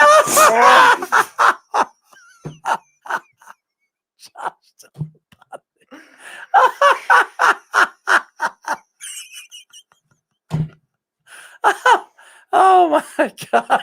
This is crazy. Oh man. Oh man. I've heard Errol laugh this hard ever.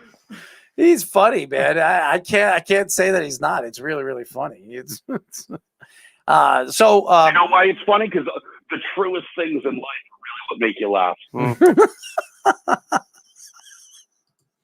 So I now Can I get a screenshot of that? Oh, never mind. His face moved. Veal is deer. I really did. I really thought Veal was deer. You really thought Veal was deer? I knew deer started with a V, so I was like, all right, here we go. Let's give it a Someone shot. that's navigated his way around restaurant menus like you should know the difference. Hey, listen. There's a lot of restaurants out here, you know. You don't like salad at all? I do like salad. Okay, what kind of salad do you like? Caesar salad. So you can get a Caesar salad anywhere. Soaked in dressing. You can tell that dude has never seen a dry piece of lettuce in his life. No, I like lettuce. I do like lettuce. I truly do. The problem is dressing is pretty good though. Yeah. Listen, if you're gonna if you only eat a salad, you can have dressing. That's the only the only thing that if you want a salad, you get a big salad and you get some dressing.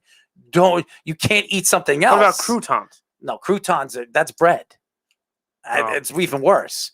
Take the croutons. croutons. Doesn't even know croutons is bread. What a dummy! No, I knew croutons were bread. I'm trying to say were croutons bad? No, yes, they're very bad. It's bread. It's bread. That's carbs. So you if you're gonna have to pick one or the other, you're gonna take salad dressing, which is very fattening, or bread, or crouton, which is can't bread. have both. No, you can't. Even because if you're doubling up. That's doubling up on carbs. You got to take one or the other. He looks like he drinks mayonnaise.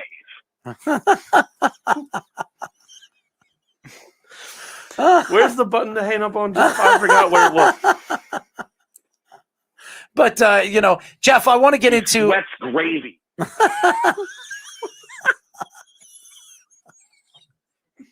Go ahead, Jeff. Try again. I want to get. Hold on. I want to get into the. I just want to see how many times I can do this before it becomes not fun for me. Hold on. I want to get into the NHL. And Tyler, it's fun for the rest of us. You're just there.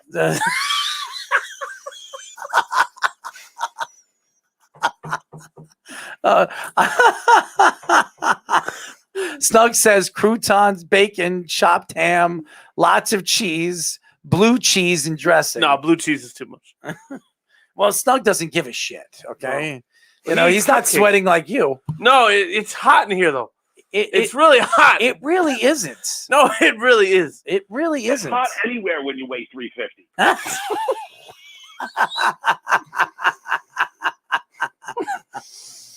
Oh, man. Well, what did you do me a favor? So far, tell your mom to have my AC on when I get home. That's all I want to know. It's Tyler, free agency. Sick burn. If you're looking for my comeback, you'll have to scrape it off your mom's teeth. Good luck at the cemetery there, pal. Anyway, free agency NHL. What did you the last 72 hours. What has stood out to you in free agency of the NHL, Tyler? I mean, it's everyone's honestly. Honestly, it was like a. What would you grade? First come, first serve. Let's go team from team. Where do you grade them? Okay, because the Rangers get like a B. You gave the Rangers a B. Jeff, I what? actually think I think the Ryan Reeves move definitely is. You give them that. You make that a B. You push that up for a B. Well, I would probably say more like a B minus, right? Just because I actually think that Buchnevis trade made no sense. No, it didn't make any sense. I think a lot of Ranger fans didn't like it. Okay, Speedy didn't like it. I know you didn't like it, Tyler. I do like their additions, but I think losing Buchnevis is just. I mean, that's baffling. You had no choice. You had no choice? Had no choice. What do you mean you had no choice? They have a lot of young guys coming in that they're going to have to pay, and they're going to have to pay their goalie. That dude's a franchise goaltender. He's going to be a big payday. All of which they're not doing this year, so you could have kept Buchnevis for another year. You probably could have. For him later. Yep, absolutely. I agree. But a second-round pick is a pretty good pick in hockey. You don't need to get rid of a guy a year too early. You don't have to do that.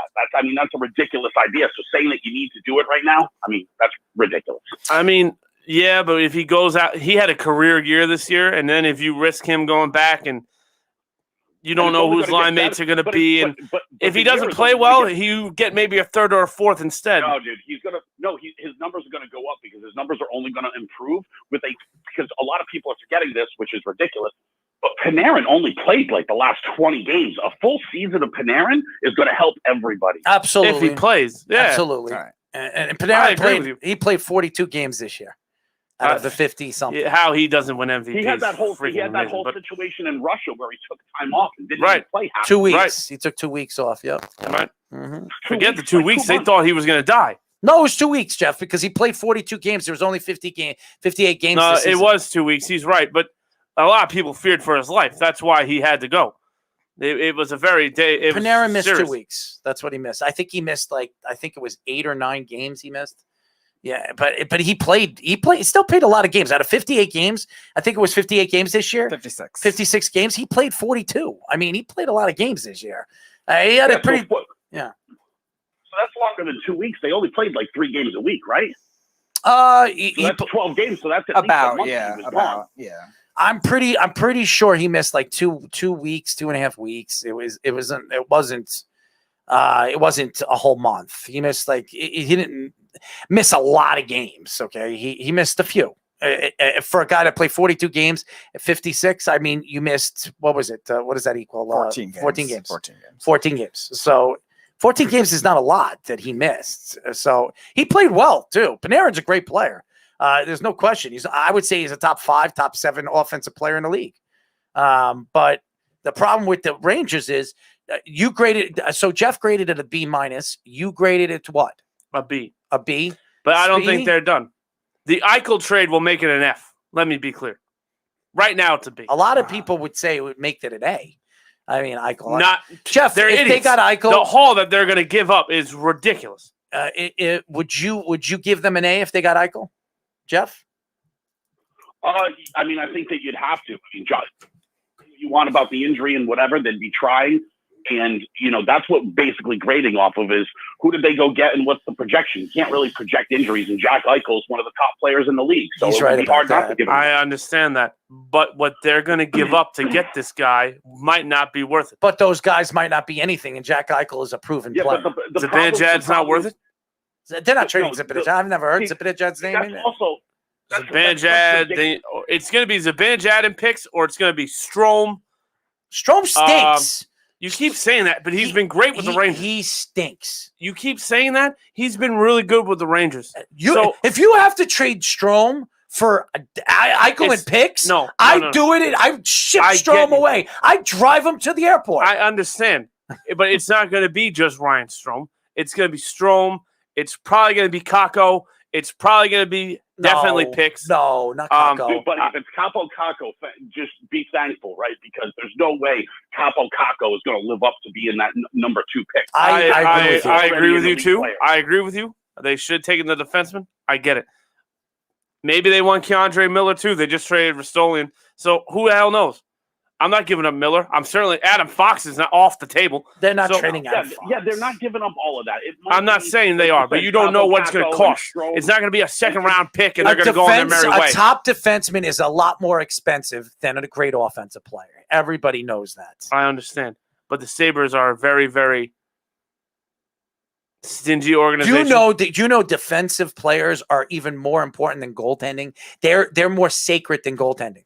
Well, you should have told that to the Rangers when they had Henrik Lundqvist. I'm just telling you, defensemen, when you have a top end defender, you have 2 or 3 of them. It's also not true, but it's true. Okay. It's true. Everybody, it's not true. If you sit down, everyone lost now, Jeff, Montreal's Canadian defense, or was everyone saying, "Oh my Jeff, God, Carey Price Jeff, stood on his head"? no, when the St. Louis Blues won the Stanley Cup, they go, no, "Oh, that was great." Hold on, Jeff. Oh my God, Binnington was Jeff. The Blues that Blues team was very good defensively. Jeff, let me tell you something. I'm not saying that you don't need goaltending to win. Okay, and it's not very easy to find goaltending. I have sat down. Hold on. You're the biggest one for mentioning. You're the biggest one in the world for mentioning. All it takes in the playoffs is a hot goaltender. No question. So what does that tell you? But no, I'm telling you what GMs when you sit down and like when I went to the draft, when I went to Dallas, I went to both drafts in Dallas and I went to the draft in Vancouver. When I sat down in Dallas and I talked to 2 GMs, I asked them, what is more sacred, an offensive player, goaltending? He said goaltending can win you in any kind of big game, but he said what's sacred, what is more sacred than anything, and what you cannot buy, and you can always find an offensive player. You can find a decent veteran goaltender. You can't find top end defensemen. You can, and when you have one or you have 2 of them, you have one of them or you have 2 of them. That's sacred, and that's what they say. To me, Fox. Even as good as Eichel is, and Fox has only done it 1 year, really. You look at it, I'm not trading Fox for Eichel head on, straight on. I wouldn't. Straight up, I wouldn't do it. They wouldn't do it either. So, and I guarantee you, because they look at it as more pricey and more important to have that top defenseman than having a Jack Eichel. You can find somebody that's going to do somewhat what Jack Eichel could do on the court, on the ice. So no, he's not. They're not going to be prolific like he is. I mean, the Jack Eichel in a good year could score 40 goals. The Rangers get Zach Werenski? Who? He just re-signed, I think. Yeah, like 2 no. hours So ago. Jeff, what did you grade? Nice. What did you grade the Boston Bruins so far this offseason? Honestly, I think that's an A- or a B+. Okay, It's in that range because they managed to get the best goalie with the highest save percentage from last year to replace Rask at only $5 million a season. That's a win, dude. Nick Foligno to play on your third line, that's going to be pretty good, right? And who did they bring in as a goalie? I didn't Omar. Linus Ullmark. Okay. I didn't even know. And they're probably going to be Rask back. $5 million a year. That's pretty good. I didn't even know they got him. I think Rask is going to be brought back anyway, right?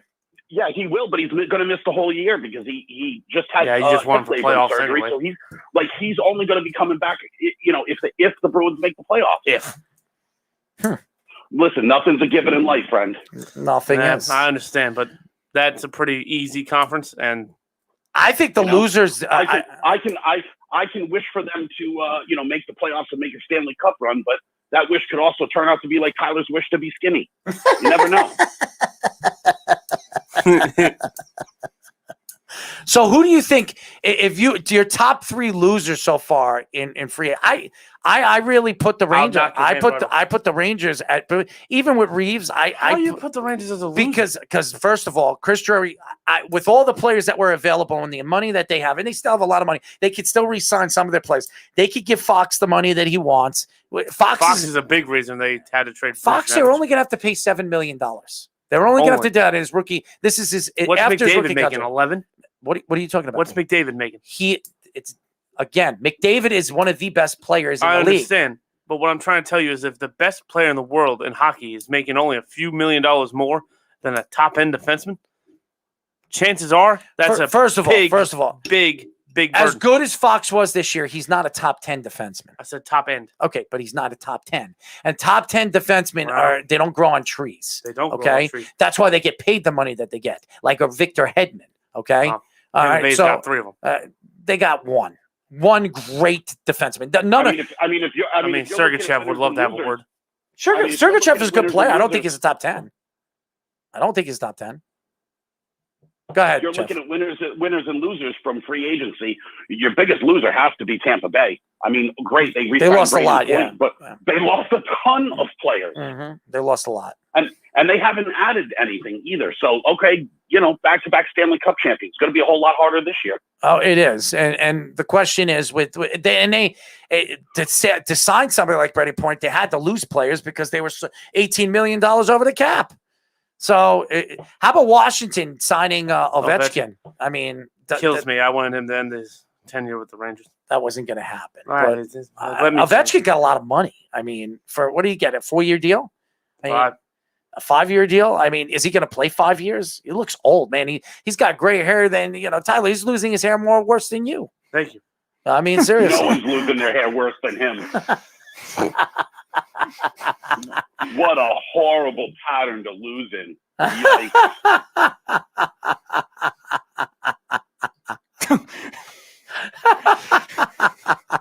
I can't say it on the radio, but you can see it, right? It's literally like he took a shotgun blast to the face and like the back of his head smashed out.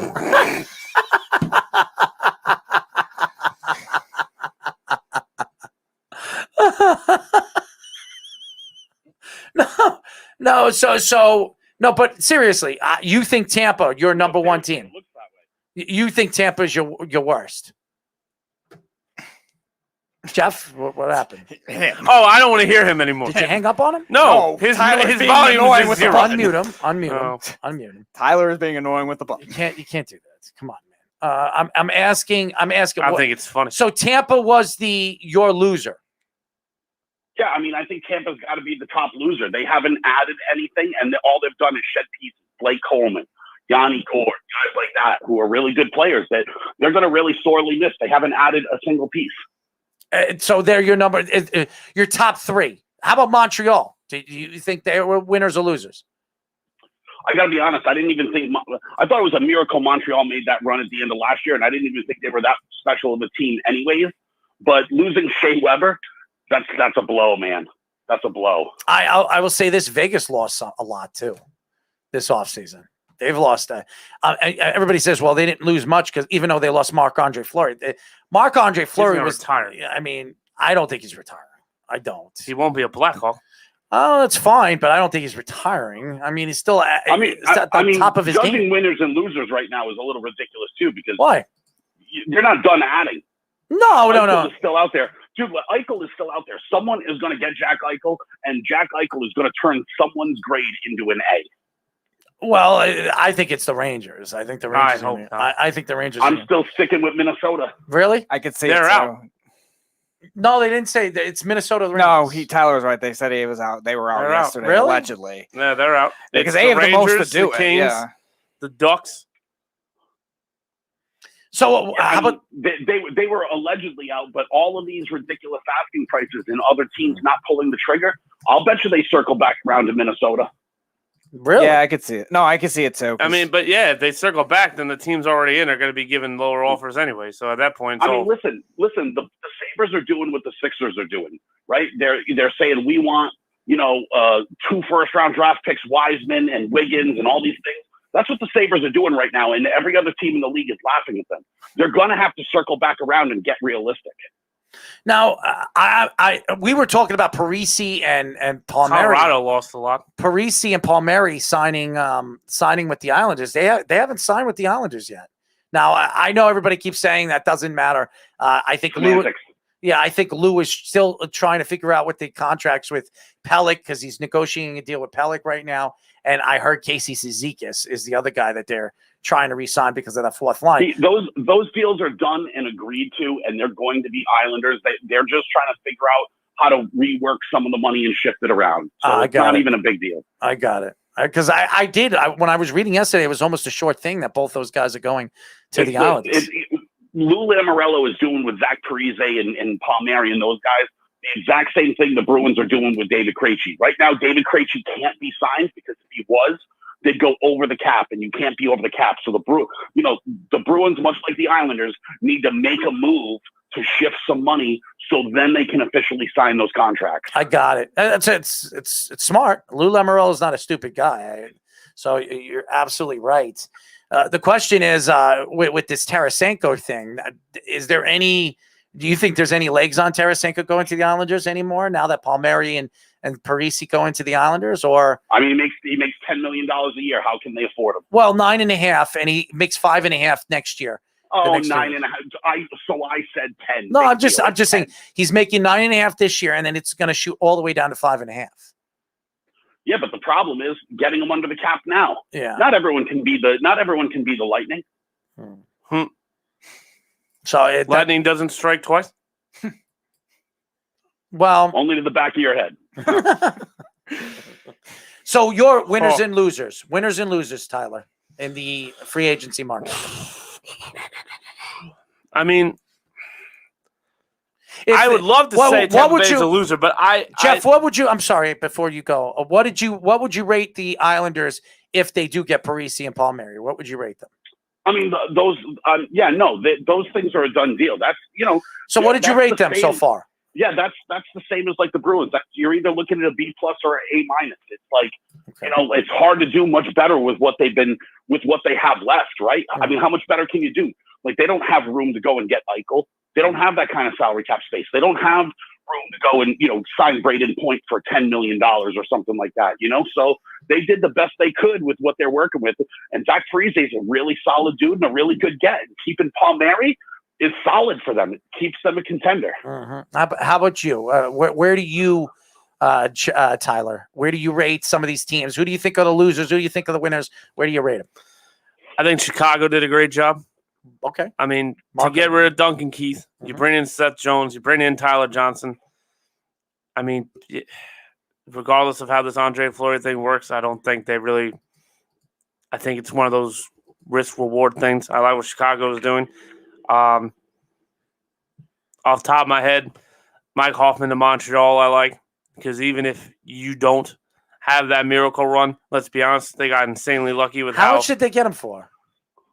I think it was 6. That's a lot for a guy that had a bad season. Mike Hoffman got $6 million. That's bad. That's a bad contract. I just looked it up too. Hold on, I'll look that up. Jeff, you think that's a good contract? Mike Hoffman had 16 goals this year with St. Louis, 14 goals. He had a down year for his standards. And you giving him $6 million? I think Hoffman's an underrated player. Oh, I think he's a great player, but he might be on the tail end of his career. I'm sorry, 4.5. Oh, that's a good deal. That's fine. That's a good deal. That's fine then. All right. That's a good deal. That's definitely a good deal. I think Tampa Bay did a good job. I mean, you had to get another salary cap. You probably knew you were going to lose Yanni Gordon in the expansion draft. You bring in Corey Perry to kind of give like the veteran leadership type of sniper on the side. You kept the best goalie in hockey. Your defense is relatively going to be the same. As far as losers go, they kept the best goalie in hockey. Who's the best goalie in hockey? Andre so I can have a laugh. This will be fun. Oh, yeah. I mean, they didn't keep him. They signed him years ago. Yeah, no. But what I'm saying is, like, free agent, so you still have him. Like, you didn't do anything stupid. Right, but you're trying to still have him. Like, oh, my God, they made a move to keep him. No. But what I'm saying is you still have him, so your team doesn't get worse. Because I disagree with Errol completely. If you have a goaltender that's a franchise changer, you're automatically a playoff. By the way, the Pelicans drafted Jared Butler, so he's off the board. And traded him to Utah. Yeah, and that's a good move for Utah. That's a very good move. That's a very good. By the way, the pick they got from the Knicks got from OKC was Miles McBride, the West Virginia guard. Oh, so that's who the Knicks got? Yeah, from the OKC trade, because the Thunder got the Knicks 32nd pick. The Knicks got 35 or 36 from them. So it's Miles McBride is a wing player, shooting guard type. Yeah, he's never going to make the team. So, oh wow, Grimes is the only guy that's really going to make that team. Yeah, Grimes is a way better player. Grimes might be traded.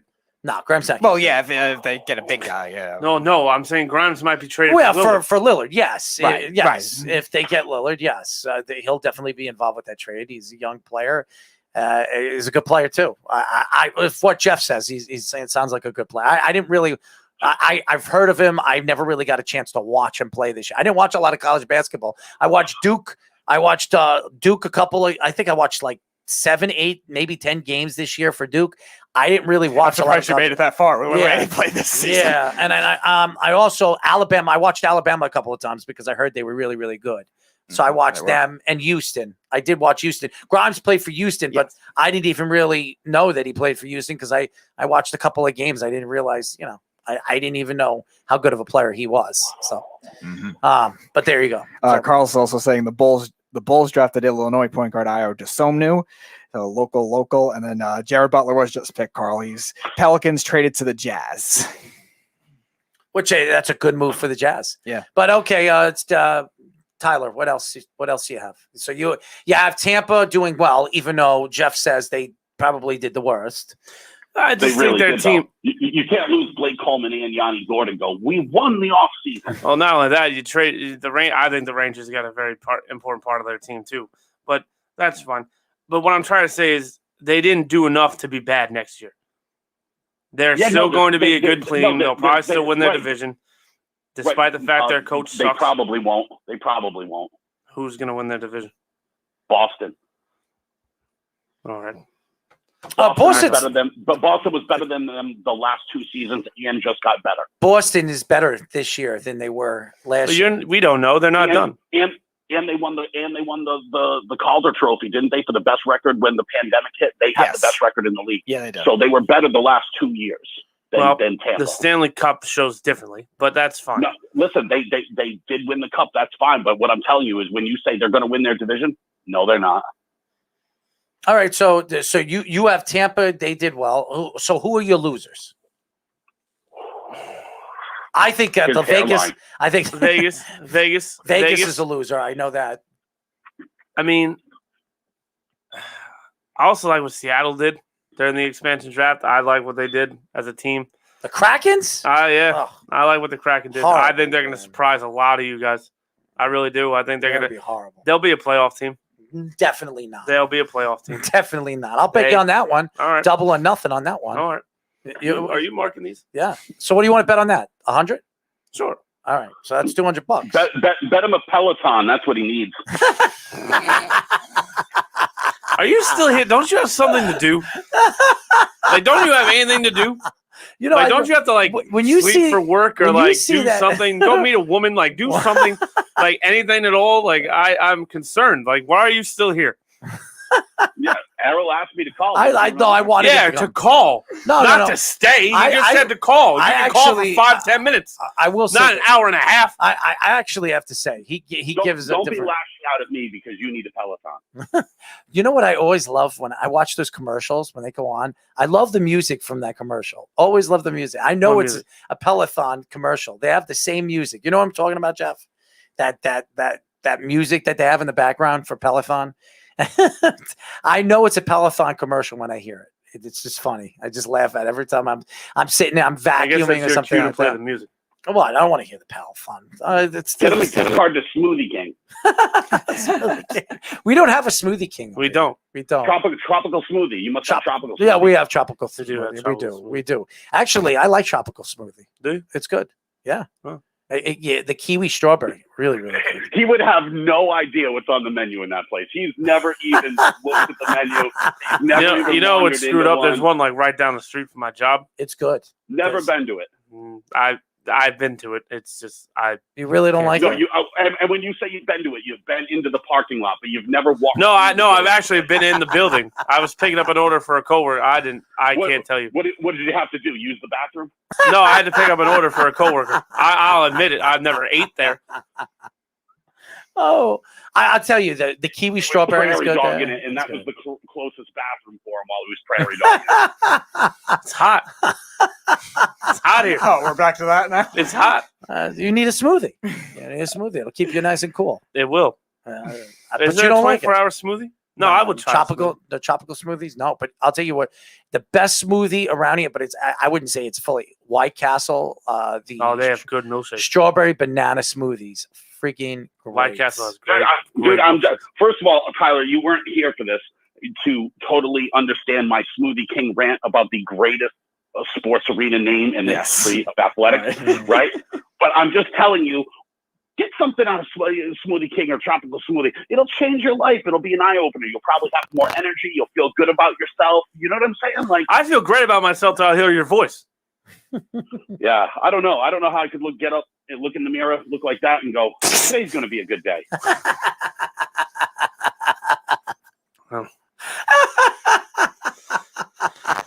On that note, I think it's time to go home. Balder brother. Oh, wow, it really is midnight. Goodbye, Jeff. Jeff, thank you for calling, man. Always a pleasure, gentlemen. Oh, that's how that button works? Oh, crap. I didn't know that. I would have hung up on him minutes ago. He's oh, Jesus I will Christ. say this. I know he's... He's still on the phone? Yeah. He didn't do his grand outro. Oh, my God. Come on. Take care, Friar Tuck. Oh, man. He's gone now. Yeah, I know. I'm amazed he can stay on the phone that long. First of all, I like when Jeff calls the show. Me too. Because I think he's very funny. He adds is a very different funny. dynamic to the show. But what's funny about him is that it's the way it comes off his tongue. It's very swift. Quick. He's very Strong. swift. He really is. You know what's screwed up? I guarantee you I could make fun of him. I just don't know what he looks like or where he's been or anything about him.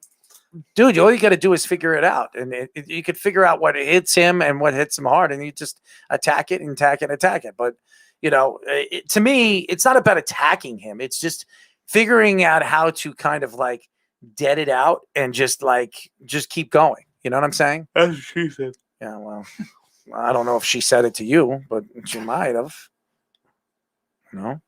All right. I think today is just a loss. And I think we should just go. I think it's been a great show. Oh, it has been a tremendous show. It has. It's been a great show. I think has. it's been very funny and very entertaining. And It that's has. what you want. That's what you want it to be. All You right. want it to be It entertaining. beats the vanilla yogurt you had on here for 6 months. Anyway. Oh, vanilla yogurt. Wow. I mean, I've never heard that before. Vanilla yogurt. Josh, you're a vanilla yogurt.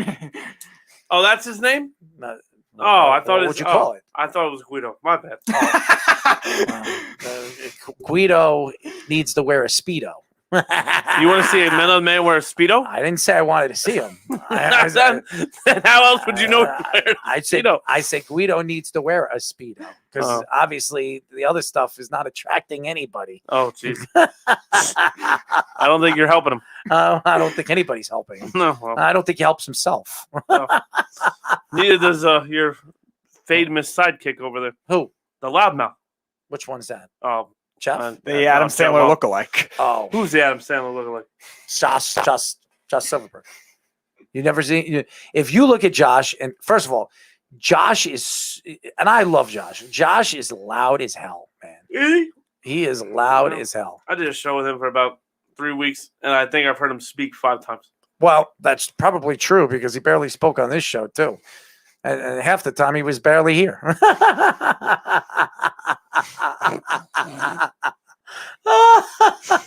He was just here to spread rumors. That was that. Well, it was Rumorville. I got a rumor. It was Rumorville for him. That's for sure. Oh, you're going to take over that role now, Rumorville? Josh looks like Vinny from Jersey. No, he doesn't. Are you kidding me? Josh does not look like Vinny from Jersey Shore.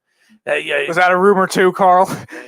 If you think Josh looks like Vinny, you're giving him a compliment. Yeah, really. The guy from Jersey Shore just jumped off a bridge. Josh is a Sandler lookalike. Oh. Tyler is a Hunchback of Notre Dame lookalike. Carl says 2-part question. Jeff is back. What do we got to do to get Jeff not to be on this show every day? Does he need money? What do I got to do to get Jeff just to go away for a week? 2-part questions and sandwiches. That's what Carl says. So 2-part question for Jeff. How do I get you to go away, and how much does it cost? Just for you to ask him that, he'll never go away. He's going to haunt your dreams forever. He haunts my dreams now. He will never go away now. Now that he knows he bothers you, it's just going to... He doesn't bother me. No, that's not what he thinks. He thinks a lot of crazy shit. Jeff, by the way, we're going to have a special guest at the end of August. We're going to have the Beeve on the show. Do you imagine? Why? Do you imagine? Could you imagine what these guys are going to do to him when he comes in? Why? Because he does it every year. He does the NFL. We go through the NFL and he gives the grades of where some of these things that's the problem. Get him to talk about anything else than football. Maybe that's why people attack him. Maybe it's his worst sport. No, it'll be funny. And he's going to bring, it's one show, Tyler. I understand. He's going to come in. I understand, but every time the Beeve came on for a show, every quote he said lasted for a year and a half. Well, that's his opinion. Oh, here we go. Oh, my God. I have nightmares. Well, it's my opinion. Oh, my God. It is his opinion. Yeah, I know it's his opinion. That's the part I was trying to get him to understand. Well, I don't think he understood. His opinion. Oh, believe me, we've led the Ezekiel Elliott Barry Sanders on. We've left that going for 5 years now. No, that's the dumbest thing I've ever heard. It was just there. Oh no! That's the dumbest thing I've ever heard. We've even told some of our guests that they've ripped into it. No, that's the dumbest thing I've ever heard. Jeff, first of all, Snug says, "Oh God, please not the beef," and then Jeff says, "Bring us beef to sacrifice to the gods." And then Snug says, "ban the beef." Oh, I remember the ban the beef. The newest one is #make the beef move. I love the beef. I love him, man. He make the beef move. There he goes. Snug says #make the beef move. Well, you're friends with him, right? I'm absolutely friends with him. He's a good friend and he's a good kid. No, he's a good guy. He absolutely just very misguided. He's not misguided. He has his own. He has his own opinion. Well, that's the problem. I definitely don't believe Ezekiel Elliott could have played behind the same line as Barry Sanders. I mean, he could. That was outrageous. He just would have had a third of the numbers. Yeah, a third of the numbers. He wouldn't be able to move. He's lucky if he has 2 yards of carry. Yeah, he wouldn't even move. He almost had 2 yards of carry last year. Yeah, that's not saying much. So he wouldn't stand a chance. Okay. And I love Ezekiel Elliott. I loved him when he came out of Ohio. A top 10 right back. I loved him when he came out of Ohio. Isaiah Livers goes to the Pistons. Another Michigan guy, Carl. There you go. Yeah, that's why he's excited. He's very excited. So, anyways, it is midnight. Yeah, it is midnight. But you still didn't finish the question. I asked you winners and losers of the NHL. We're still waiting on this. Yes. You said Tampa was a winner. Yeah, and the Islanders are a loser. Why were the Islanders a loser? I don't know. I figured you'd be disappointed if I'm not disappointed. I just want to know why. Honest to God. Honestly, the biggest loser is the Buffalo Sabres. And I take that back. The Flyers are the biggest winners. Why? The Flyers did an amazing job this offseason. Why did they win? They got Ristolian. They traded an old Jake Gostisbehere. Well, no, they traded Gostisbehere for nothing. But Voracek they traded. You want me to tell you why they're losers? They kept their coach. Well, that's well, fine. But talent-wise, they got a lot better. And the biggest losers are the Buffalo Sabres. Why is the Buffalo Sabres? You traded a corner piece of your franchise, and you didn't trade the 24-year-old phenom that's got an injury problem, and now his value is in half. And who did they trade that was so important to their team? Ristolainen. He's a top 5 defender in hockey. And what did they get for him? I mean, second round pick. I don't think a pretty good prospect from the Flyers, but only one. I think. I don't think they made out at all. Bad level. All right, Speedy. Speedy, winners and losers so far. Actually, the Flyers were mine. He stole mine because they also got Ryan Ellis too, and to go on to that, so they have 2 defensemen. Gostisbehere was turning into a bad contract, even though he was very good in 16, 17 throughout that time. They got rid of that, and the losers is the team that they acquired him. All the bad contracts the Coyotes are taking on. It looked like they were in a nice, growing young team, and all of a sudden they get rid of their coach, and they take all these bad contracts, and they got nowhere up to go in a pretty weak division too. That they probably could have contended in, and now they're just I don't know what they're doing. So those are your winners and losers. Yeah, Flyers winner, Coyotes are the losers. I bet you I know Earl's winners and losers. Well, who is it? The winners are the Islanders, right? No. And the losers are the Rangers, right? No. My winners is I didn't say Philadelphia. Honestly, my winners were the Pittsburgh Penguins. I think they were the winners. This offseason, I think they've made not a lot of moves, but they're not done. I don't think Pittsburgh is done.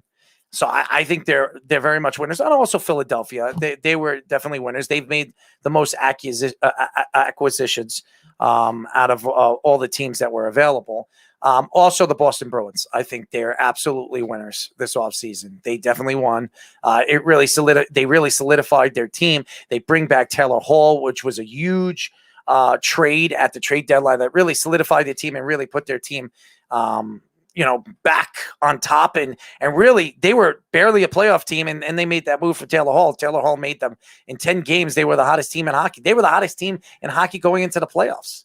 So bringing back the Taylor Hall thing, though, I think was a foregone conclusion. So I didn't give them credit for that. You signed him for $4 million? Yeah, barely anything. They gave him nothing. I nothing. agree with that. But what I'm trying to say is I thought he would sign. That's fine. You gave him $4 million. That's a steal for Taylor Hall. Yeah. I mean, as your top second line player, I mean, I'm sorry. That's a great move. I think the Boston Bruins, Pittsburgh, Philadelphia, those three teams were my winners. Losers, well, like you said, Phoenix is a loser. Las Vegas was a loser this offseason. Especially Vegas was one of the favorites of going. What was it? 6 million? Jeff says 6 million. Oh, okay, 6. Was it 6 million? Yeah, it was 4 years. It's still a good. It's a good deal. It's still a good deal for Taylor Hall. I mean, Taylor Hall is, he could score 30, 35 goals. I mean, he was the MVP. What was it? 3 years ago. I think Taylor playing for a better team, better line mates. I think Taylor Hall will definitely thrive for the Boston Bruins. You could put him on the first line, you can put him on the second line, you can put him on the third line. He's a prolific scorer who can do everything. So, and he's a pretty good offensive defensive player too. He's a mean player. So I like Taylor Hall. So Boston's definitely one of my winners. I would say Boston at my number one, and I can't stand Boston. So Boston was my number one team. Then I would say Philadelphia, and then I would say Pittsburgh. My losers: Phoenix, Vegas. What do you think of that? I would also Rangers. I think the Rangers were losers. Let's not forget the also funny part of the Coyotes. They traded Oliver Ekman-Larsson, and then they took back money on one of the worst contracts of the NHL, Louis Eriksson. And why didn't the Rangers go get Oak? I don't understand. I wanted that too. I thought the Rangers were going to make a lot more significant moves with the money that they had on the cap and the way everybody was talking. And I just to be fair though, Drury addressed the biggest need. What toughness? They needed balls. They needed toughness, but. Okay, well, we have to see what that toughness is going to bring. Ryan Reeves is pretty. Ryan Reeves is a good player. He's a tough player. I like Ryan Reeves. Yeah, but again, one player is not going to slip. And they did bring the kid from Tampa. Yeah, I like that. Which is going to be the fourth line center. But yeah, that's what he's going to be on the fourth line. He's going to be the fourth line. That's what Speedy. What did they say? He won't be on the fourth. I didn't hear what he was going. The money he got, he won't be on the fourth line. He got $3 million. He will not be on the fourth line. He got $3 million. That's great. Who else? No, there's no way. I'm telling you, he's going to be a fourth line center. It's Strome, Zibanejad, and then who's the third line center? I'm telling you, he's going to be on the wing. He is going to be a fourth line center. That's what everything I read. He's a fourth line center. The kid that they brought from Tampa, fourth line center. Yeah, they said he was going to be a fourth line center. That's what they said. I would be shocked. Okay, you'll be shocked. He didn't get a lot of money. Got $3 million. The biggest losers is the TV show Tyler should apply for. Bring that back after what 8 years of off the air, right?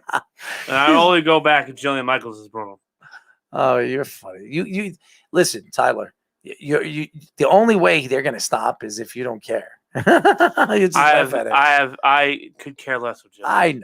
I know. And you want to know something?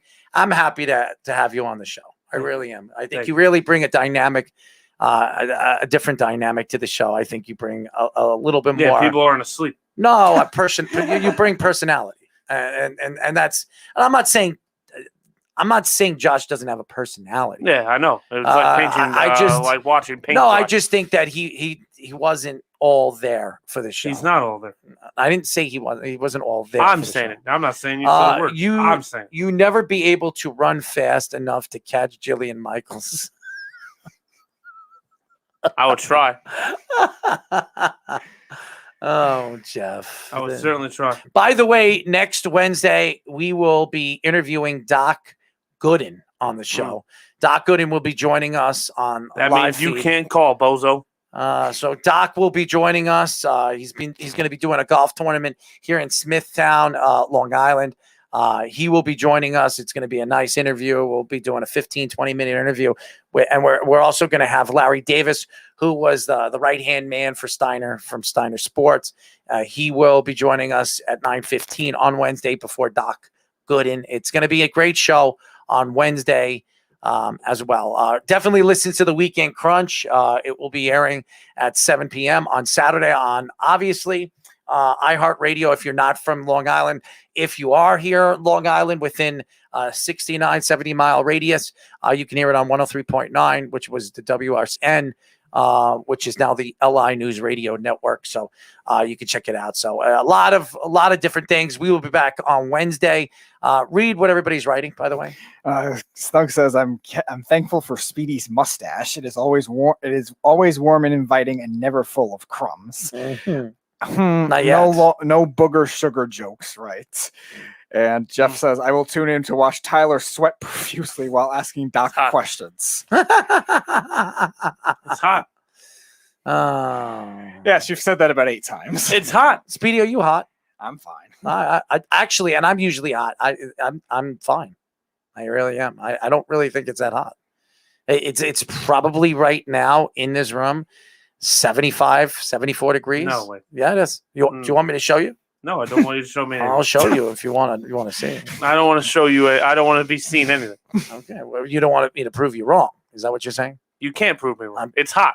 I just told you it's like 74 degrees in here. I'm telling you I'm hot. What's room temperature? 70. 69, 70, right? That's So what it's only 4 degrees hotter than room temperature, and you're hot. 4 degrees hotter than room temperature. It's 4. Read what tell it. Humans of average BMI aren't hot in that room.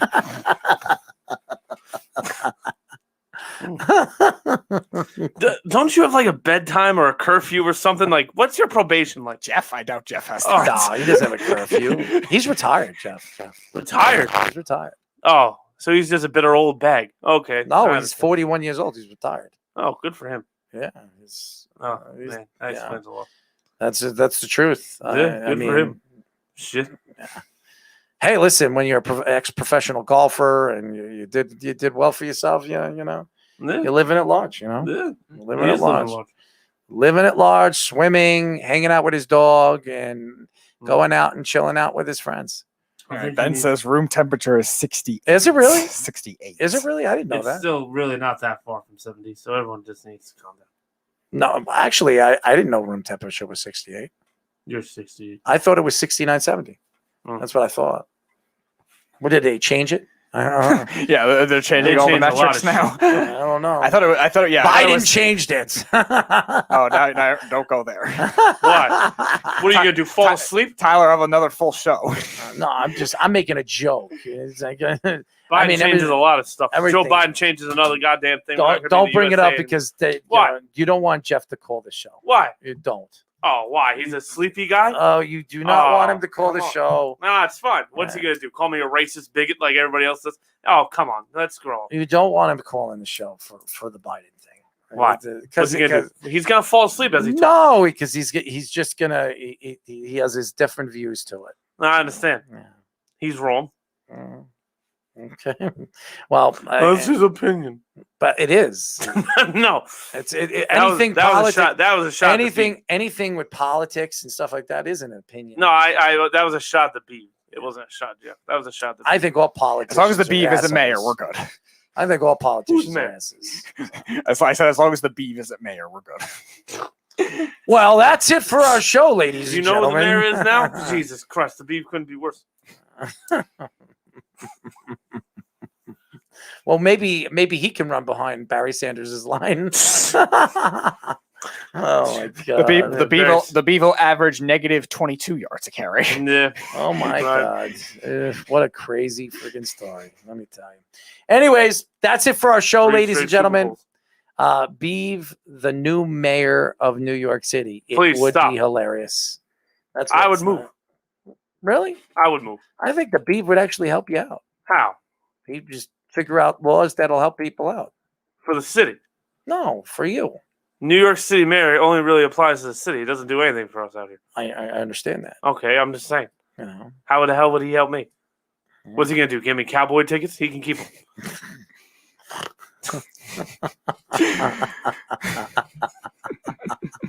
Well, that's it for our show, ladies and gentlemen. We will be back on Wednesday. Definitely listen to the Weekend Crunch on. If you're not here in New York, listen to it on iHeartRadio, LI News Radio. You can check it out 7 p.m. on Saturday, Eastern time. So definitely check it out. It's a great show. That's it. We will be back then. Until then, this is Errol Marks. By the way, shout out to first of all, I want to give a shout out to Snowman for joining us. Yes. Snowman is a good friend of the show, and I wish him nothing but the best, and we're going to be there for him. So, so shout out to Snowman, Jeff, for joining us. Who? The craziness, Jeff, your friend, your pal. Yeah, screw that guy. We will be back on Wednesday, as always. Until then, this is Errol Marks, Speedy Petey, and Tyler Harris saying good night, and we'll talk to you then. Good night, everybody. It's the Worldwide Sports Radio Network.